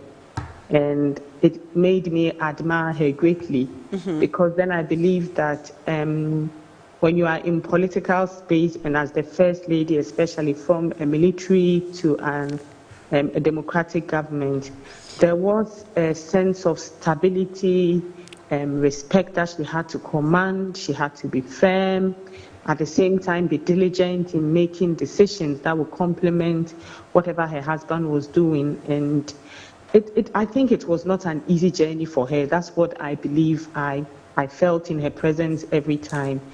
I also had one great opportunity to speak to her. I remember she had a radio interview with Asase Radio. Yeah. And I was given the honor of going through some of the discussions that she would have. So that was my one and only very personal discussion with her, and I enjoyed it thoroughly. So I would say that I got to know her both as an individual through that one-time interaction, and subsequently just saying a hello to her at different functions where, when I became Deputy General Secretary, I would have to represent the party. And I think one of the most catchy things that I found about her was her style of dressing. She never failed to impress. And she always had this very enchanting smile. She would look at you with deep look in the eyes and she would smile. And there was a lot of warmth in it. And for me, I found that as a very strong point for a woman in the political space, because it was a kind of an acknowledgement like, you are also in this space. We are fighting, or we are doing this together. Right. So that's what I would say about her. Doc, as your boss signed a statement, and in that statement, there's a caption that says, there's a paragraph, former First Lady is a perfect example of a true woman who was resolute in the fight for women's emancipation. She is also credited with making significant contributions to the provision on gender equality in Ghana's 1992 Constitution. Did you now get a different impression about her, having gotten closer to her when she now became a friend of the NPP, as we all saw? Because, I mean, there were things that were said about her, of course, when she was not a friend. Now she got closer, then we now see that you guys were more friendly, you guys were more accommodating, and things like that. Oh, you know what I would also say is, generation after generation learns differently and appreciates differently. So yes, there had been the exigencies of the revolution era, which had implications for the NPP's growth. Remember, from 92, when we first boycotted the first general elections, to 96 to 2000. And then today we are in 2025. That is 25 years ago. We are a whole generation apart from the other generation. Our traditions, our ideology, our beliefs still continue. There will still be a lot of painful memories associated with an older generation that was persecuted and was driven to the curb in trying to express their democratic values and so on. But that does not change the fact that she made very valuable contributions to the growth of women, especially emancipation of women. And you see the undertones of her insistence in specific areas, especially the rights of women. You see it in the 1992 Constitution, because of course at that time that was a leadership in power. So that relationship and what we have today, we need to remember the fact that we are talking about generations, growth in leadership. There's continuity, but there's also a bit of change in relationships as time goes on. So I would say that building from what we have seen in those previous years, we came to appreciate the aspects about her that had contributed to our democratic growth. And I even said this, I think, on air when His Excellency, the former president, passed on. I said there's one thing that we have to credit him with. No matter how bitter and painful there are memories about him, we need to remember that he moved Ghana from military to democratic. And we need to give him that, credence and not deny both he and his wife what they did in transitioning us from a military government to a democratic rule. So those are my thoughts. And in the other, paragraph 2, you say that Ghana has not just lost a mother and a political colossus, but also an embodiment of inspiration. So as you say bye, we say bye to her. How did she inspire the women's wing of the NPP in general? We called you for that reason because you're a woman. And let's see, and we're actually discussing how to package properly her impact she made across the political world, across the business world, as far as the women of this country is concerned, and even, across the globe. I think one of the first things that I would say is that she was relentless. And even at a time where she believed that the political party that she and her husband were founders of, strong founding members, at the point where she believed that it was no longer serving the purpose for which they had formed it, and she did no longer believe in the tenets and the path that the party was taking. She took a very bold step and she broke away from the party. I don't think that was an easy decision. Nevertheless, the daughter continued and is a member of parliament belonging to that party. People would ask how you would have the same family where the mother and father who are founding members. Her husband also still remained in the party, but she stood tall and said, I have broken away, I'm forming my own party. And I think all of these things are messages that speak to the growth that we have seen in our democracy, and also speak to the fact that women need to understand that the political fight is not an easy space. And I can assure you that maybe we all didn't speak out, but even when you went to functions and you greeted her hand, it just reminded you that this is one of the first women in politics who has stood tall, and we need to all keep walking in that space. I will be the first person to keep admitting, and I'm sure many people ask, it's not easy to be a woman in the political space, and this is not about NPP or NDC. Generally speaking, women in politics do not get the opportunity to stand tall and proud like men do. And I think that her memory calls for a fact that, and I keep telling people that irrespective of political divides, we are women. Whether you're a woman in NDC or a woman in NPP, you are still a woman. And there are spaces and times when we need to fight together as women and put aside the political differences, because that is the only way we will be able to make a difference. So as she goes, I mean, I wish her children, yesterday I wept when I heard it, and I wish her children deepest condolences. She taught us a lot, not just by her words, but by her example. Until last month, she was still out at state functions. She never relented on that as well. She always represented at every state function. And I think all of those things are things that as women, we must keep doing. When there's a space for you, you must never give up. Yeah. She's about the only first lady that we see at all state functions. You never miss her presence. She's always there. And I think as women in political spaces, these are some of the take-homes that we must keep with us. Dr. Antoinette Chibuk-Daku, we're grateful, but I'll recommend her book to you. Maybe you'll have to look for it in the stores. It's titled It Takes a Woman. Yes, I've seen it. Thank you.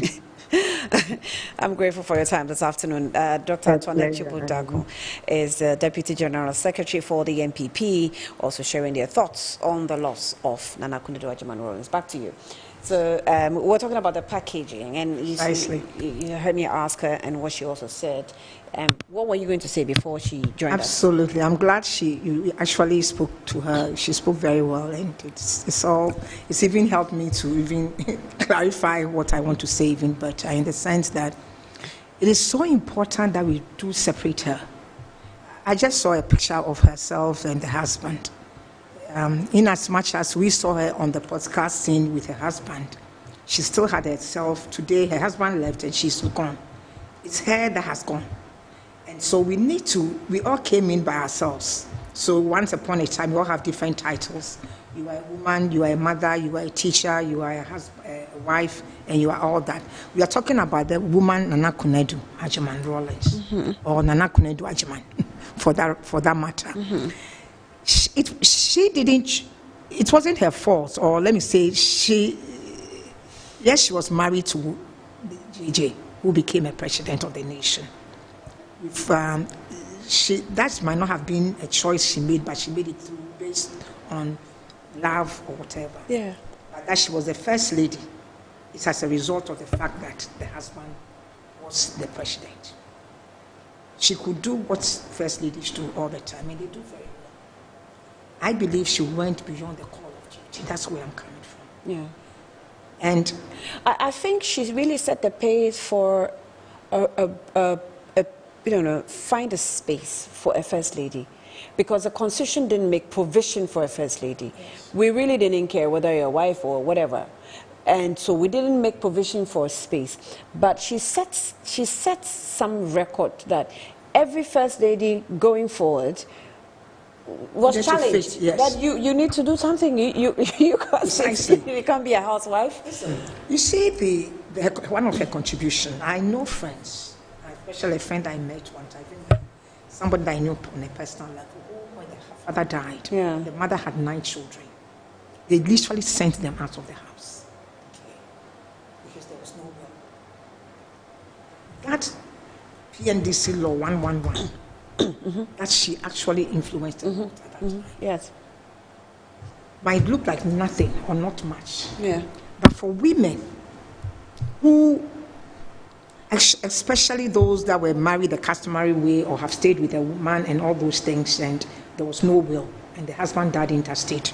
That law actually helped a lot of women. Maybe you and I did not benefit, but a lot of women have benefited. Yes. She might not have monuments like buildings that would say that she made this road, she made that, and she made that. Yes. But the impact, that's what I'm saying, the impact of her life in society in terms of how it's affected women's freedom and ability to do things, for me, must be separated from everything else that we think she didn't do or could have done. And most of the things that we are saying are based on speculation. People will say, no, they were fired because of her and all that, and that she empowered women. We have now come to the realization that women must be empowered, that women in any society, that women are empowered and have more women in decision-making positions, that society seems to rise. So where did she go wrong? You understand? Those of us personally who have an issue was the fact that some members of my organization that, when they took 31st, they did not even recognize us, and then it's like they just took the movement and now they are claiming. Even for me, there were women who were peeved. Actually. Yes, even for me, I have the space to see who she is, as who she is. I admire her for who she is, even because she took something and did the best of it.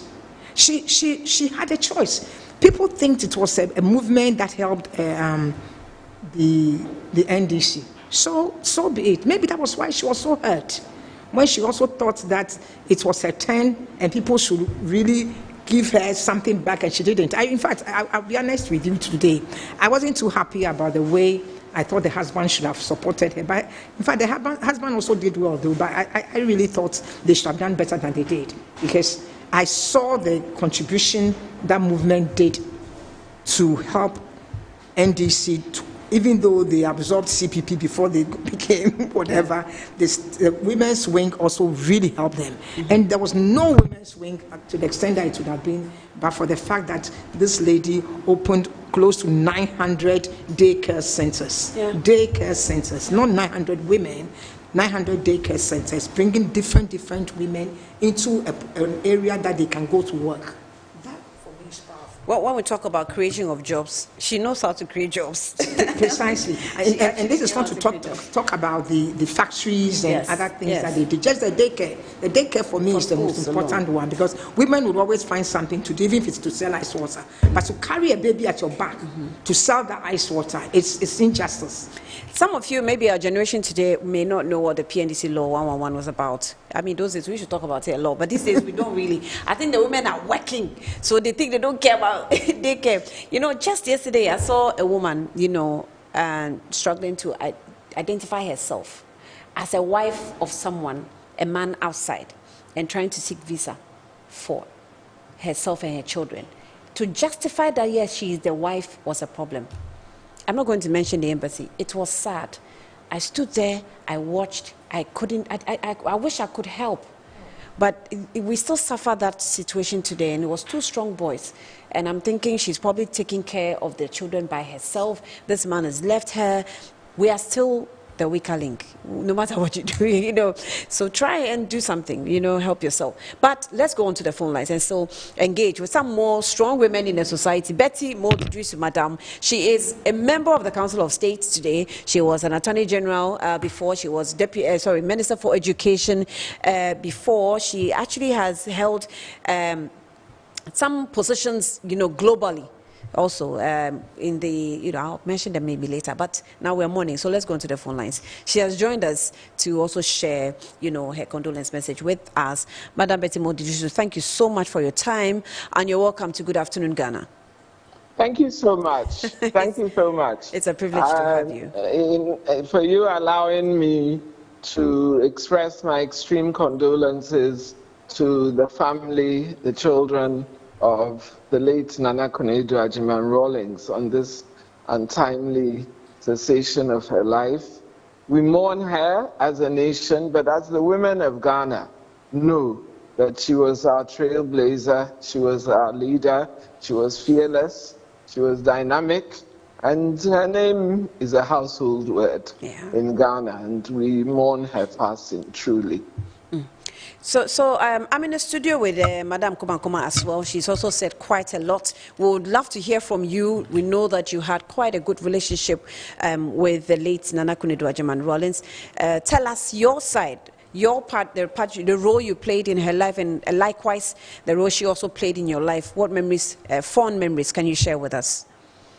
Well, let me first of all declare that we are from 2 adjoining villages in Kwabre.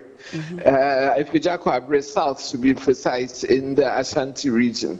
So we have that very strong bond in common. And I've known her. I went to Achimota School in 1965, and Nana Konadu was already there. I think she was in Form 4 or 5. Jerry John Rawlings was there. They were already an item at that time. So I can say that I've known her almost all my life. And the impact she made on my personal life was to have somebody like that championing the cause of women. At that time, in 1985, I was the secretary for FIDA Ghana. We established the first National Legal Aid Center out of the passage of PNDC Law 111 because we wanted to enable the women to actually access the law and to have the law implemented. And, you know, we were fearless advocates and lawyers for the women to enable them to go to court, you know, and have their cases heard and have their rights championed. But coming from, you know, a similar matrilineal background, we were very strong women. Ikuya Donko comes from my village in particular. She came from my village. And then Nana Konadu from Impubi, the next village. I mean, you can imagine, you know, the impact of having strong women like that in Ashanti. And I will commend her for what she did to be able to recognize some of the weaknesses in the matrilineal system of not only of inheritance, but of tradition and of succession, and also celebrate the highs of the matrilineal system, i.e. the Yas and Tuas of this world. I admire Santua, I admire, you know, the women champions, the fighters, but we must stop doing that equation. We are all strong in our own rights, and some of our women needed to be guided down that path. And I think that Nana Konadu Agyeman-Rawlings did that, and she was enabled to do that because of the times we were in, and she carried it out. I was in Beijing with her. In 30 years ago, we were in Beijing together for the Beijing Declaration of Women. And I saw what she did there, how she led women. I saw the role she played in the PNDC, the NDC, women's wing, and, you know, championing the cause of women. She championed my cause very strongly at some point or the other. And, you know, it's something we have followed and been enabled by what she has done, what she did for politics, women in politics, especially in Ghana, and its impact felt on the whole continent. I must be very truthful about that. I think she was one of the first in the modern political era in Africa to do that. I am curious, the book written by Kwame Ahoy, I think there were some quotes in it and some captions that sort of further explained her fallout with the Mills, because she had recommended you as running mate for Mills and it was turned down, and so she wasn't so happy about it.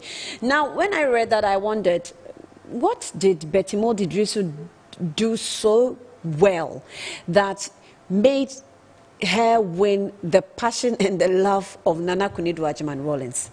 As I told you, we championed and advocated for the cause of women post-1985. From 1985, you know, I became president of FIDA. We formed our own African Women Lawyers. I was also, you know, vice chairman of NDC and rallied Ashanti region, you know, so I was, you know, also one of those who was leading women in Ghana at that time. And I think she recognized that. Okay. That was the time to make this breakthrough. And unfortunately, it didn't happen in my time, but it has happened today. So we move, as we say, we move. And it's unfortunate. The impact of her death, it's really tremendous and very, very difficult. Must be very difficult for the children at this point in time. Indeed, indeed. What is the biggest misconception we have about Nana Akufo-Addo Rawlings? Thinking that because, as we do for most strong women, that because we are strong and we want other women to lead us, therefore we are not vulnerable, you know? Yeah. I think that, to me, is, and you are a woman, is that Vic who is there, Kumaminta? You know, yes, you know, that is our problem as women in Africa. The vulnerability we have because of tradition and local laws, you know, and the status of women in Africa. We're still living in a community where, you know, when you go to greet at funerals, women must come back. When you go somewhere, the men take the front row. Women can't be seen without head coverings, and it's endless. You know, if some of us, she was more fearless than some of us are. You know, and she was able to speak her mind and come out more, maybe because she was in a position of power by being the first lady, but also because, as I've said already, of the status of the matrilineal background which she came from, makes us women leaders in one sense, and makes us also second rates in another sense. If you are Ashanti, you understand that, or Akan, you understand that perfectly well. But the vulnerability, and she was vulnerable because she was a woman and because she was a leader, and yet she chose to champion it. So these are some of the hazards all of us have gone through. And I was glad to see in the latter part, you know, that she became the stateswoman that she did, appearing at the state functions, leading that way forward, showing her children the way, you know, how their role in society and so on.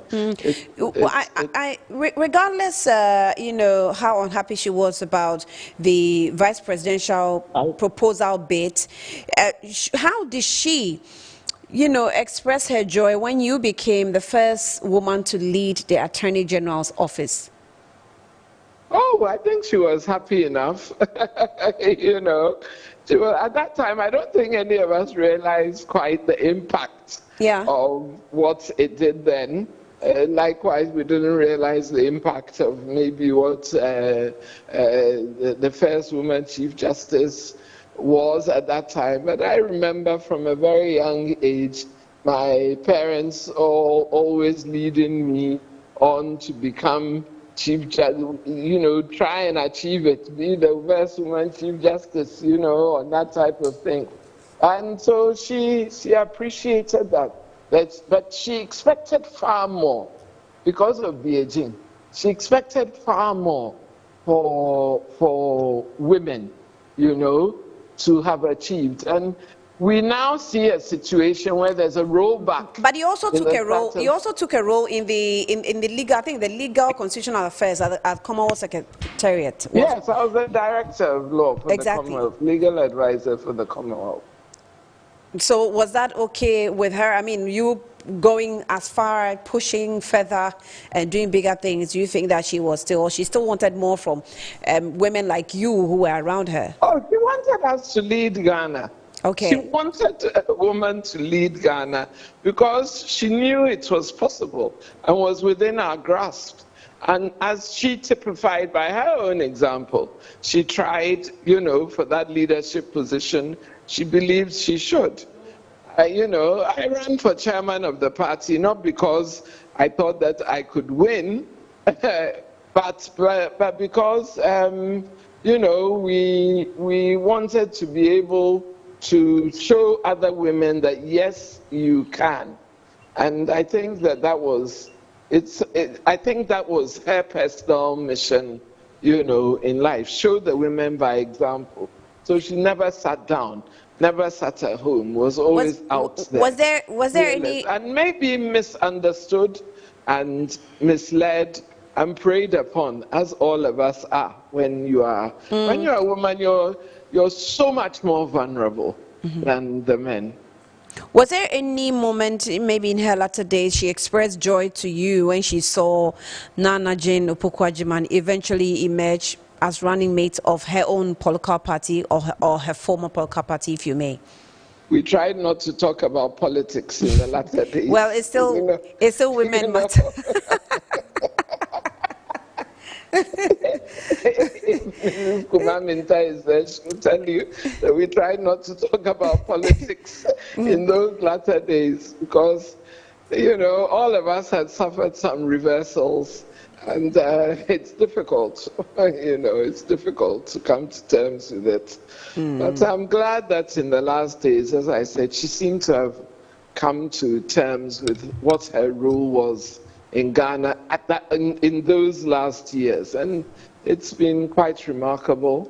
And there's been such an outpouring of grief for this untimely loss. So we pray to the good Lord to give her rest and to give her children some comfort. Well, Madam Betty Modu Idrisu Esquire, we're so grateful for speaking to us here this afternoon. But finally, maybe you may add your voice. How do you think it will be possible to package? I know she's written a book, but how can we as a country package the impact she's made and let her legacy live on? Well, I believe that her children are very competent in doing some of that. The movement must also be competent in doing some of that.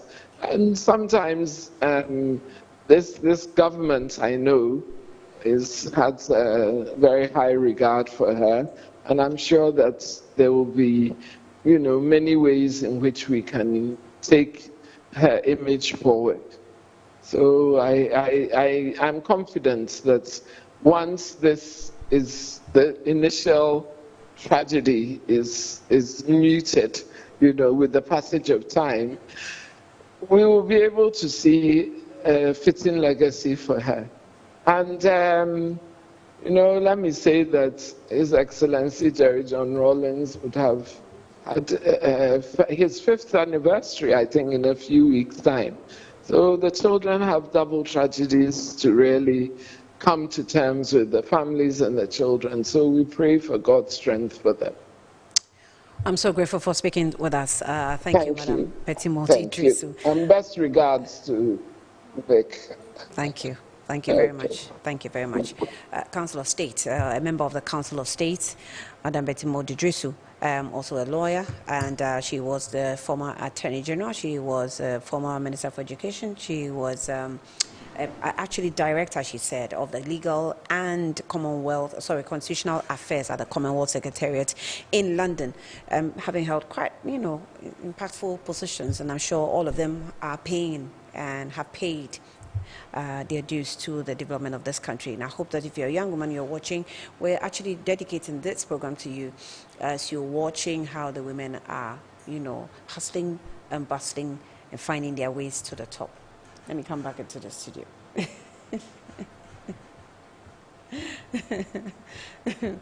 Well, we thank you. We're grateful. Occasionally, we need to do this. Thank you so much that the women are, doing so much. So much, and sometimes it's rather unfortunate that they pass before we celebrate them. And trust me, some of us would make sure that her legacy lives on. It has to be, just as you said, we need to package it. Yeah. What she's done, if we don't let it happen, it will just fizzle and die as though it's a first lady who did something. One of those normal, no. And it's not just about her children, even though I understand what Auntie said, it goes beyond her children. Yes. It has to be the people who benefited. Mm-hmm. It has to be those of us women who benefited. And saying that interstate law that you're trying to mention earlier, people don't even know what it meant to. And that women, all those people who have benefited from it. And for the fact that people can go the extra mile, I believe that anything that you do, if you do that much more, and also her statement that be bold. Mm-hmm. See that statement, be bold. Yes. It's for all women. Be bold. Be bold. And her leaving the party, her being able to leave being able to leave the NDC party to form her own party, it goes beyond the ability to say that. I think your mic, right? Okay, bring it down a little. Okay. Wonderful. Her being able to leave a party that she had put in everything to form her own party should tell people who she is and what she believes in. So for me, it's not just one of those everyday women. She said she formed the NDP. Mm-hmm. What did she tell you? That even things I spent 3 hours with her not too long ago, and I wouldn't want to say some of the things she said on this program. Even regarding what's going on with her daughter and things. So I believe that she really felt, just as Auntie just said, she believed that a woman can lead. And it's a woman's time to lead. And I really don't think, I don't want to get into politics here, but I felt that she had contributed so much for the party. And then when it became her turn, people didn't think as a first lady she should even think about it. Yeah. I know friends who would say, as a first lady, they didn't think she should really think about it. But if she had a vision, she had a dream, and she has an aspiration, why should that stop her? Just because she was a first lady. She was a very young first lady, and she had already contributed so much. And she had already gotten the structure, everything. When I came the first time, in the early 90s, and I met her, instead of her to say, it's okay, you'll come back, come and let's run this party. You don't know what she told, this organization. You are back. You have to now go to you abandon it, so you have to now go to your constituency area, get a card. The way, I don't know if you know her person, she really makes a lot of, she has a high sense of humor and she jokes a lot. Kwachi card, now you sign with me, who say, oh, you're a member from constituency, Sana. What by head officer? She, not that I did. She was being a girl.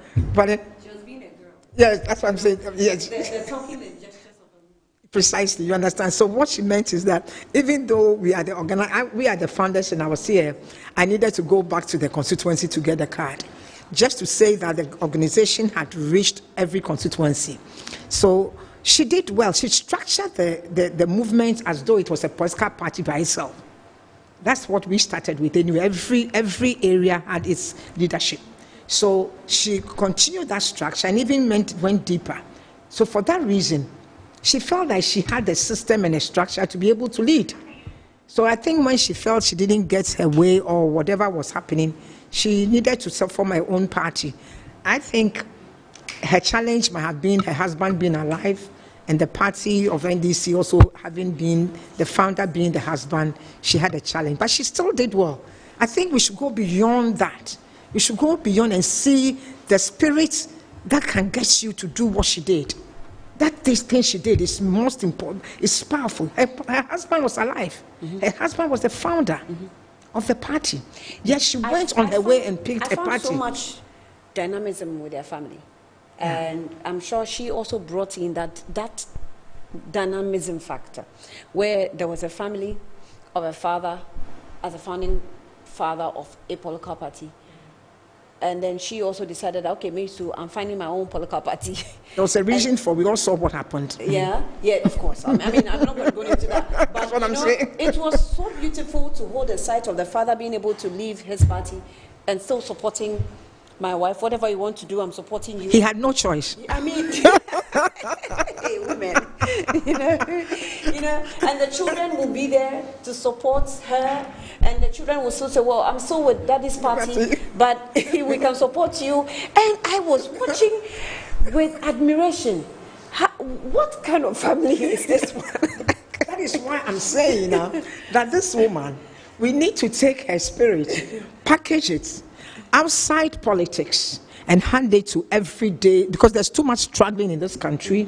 So many women have been mentally, we are in a position where we are always looking up to somebody to solve problems for us. If it can't, there's too many things. A woman can't do this, a woman can't do this, this is not your place. And it psychologically has affected us. So you need a woman that can break it and crack it like the way she did. She actually left the party, loved her husband, still her family, and still formed her party. Still formed her party on principle, on what she believed in.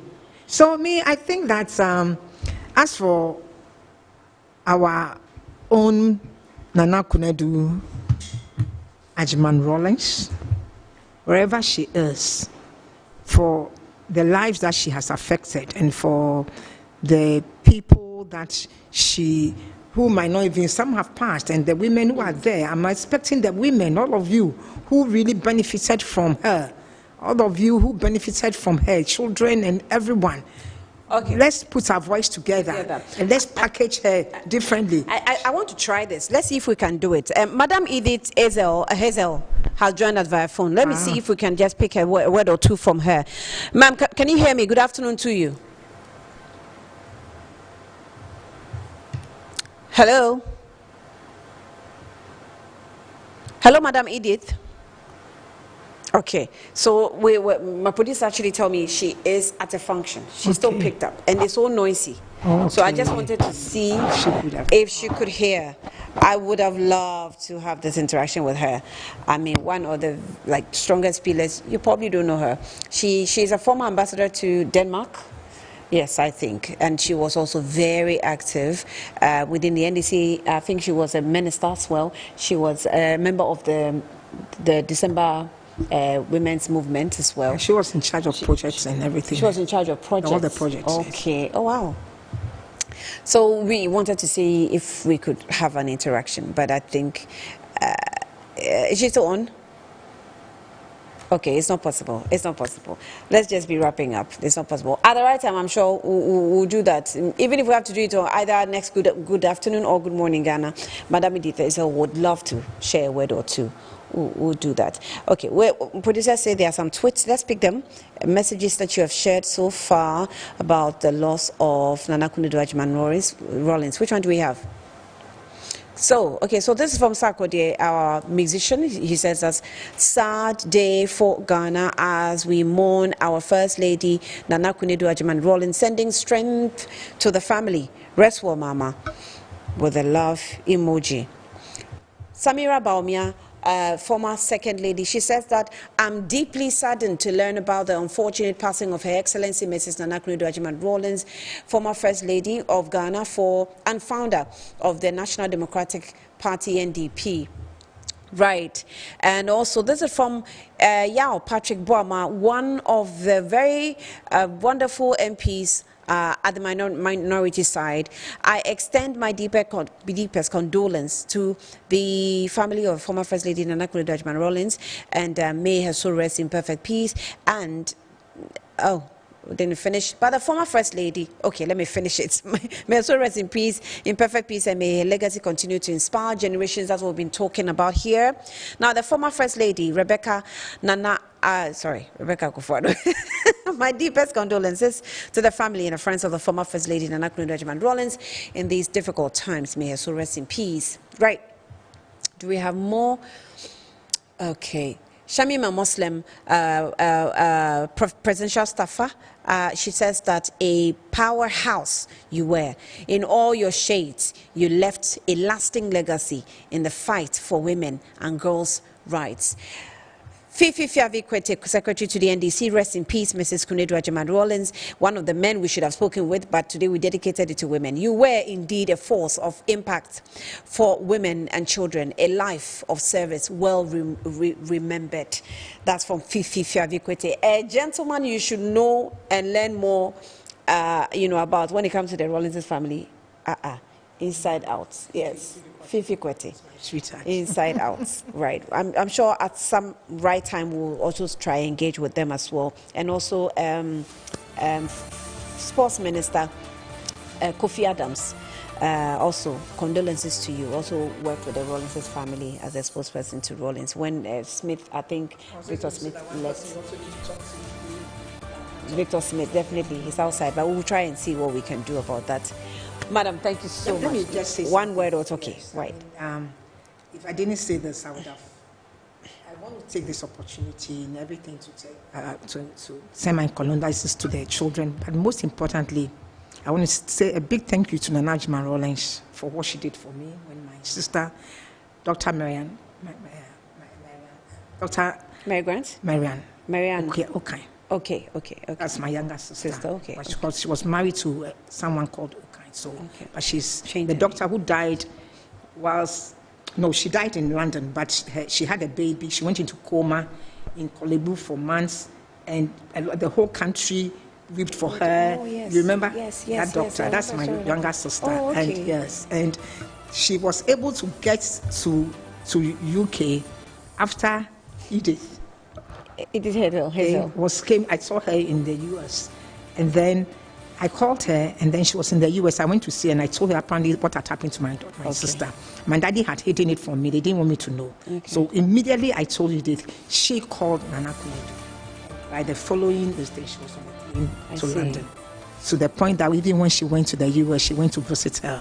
And that thing, even though my sister passed, it's something that for me, I felt like she was there for me when it was so important for me. Because my sister had worked for this nation, was in the hospital, was sick for months, and couldn't get the care she needed. Yeah. And so, on this note, I would say that, maybe I will be fancy on show. So may the good Lord Himself just guide you through this time to peace. It's exactly what people say, that, the fondest memory you can leave with people is how you make people feel. Not necessarily what you buy for them, but how you made them feel. That is most important.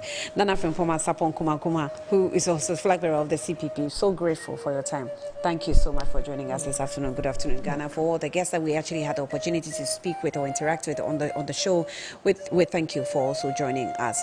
May her soul continue to rest in peace. Nana Akufo-Addo Agyeman-Rawlings. We'll draw the curtain here on Good Afternoon, Ghana. Thank you for joining us here.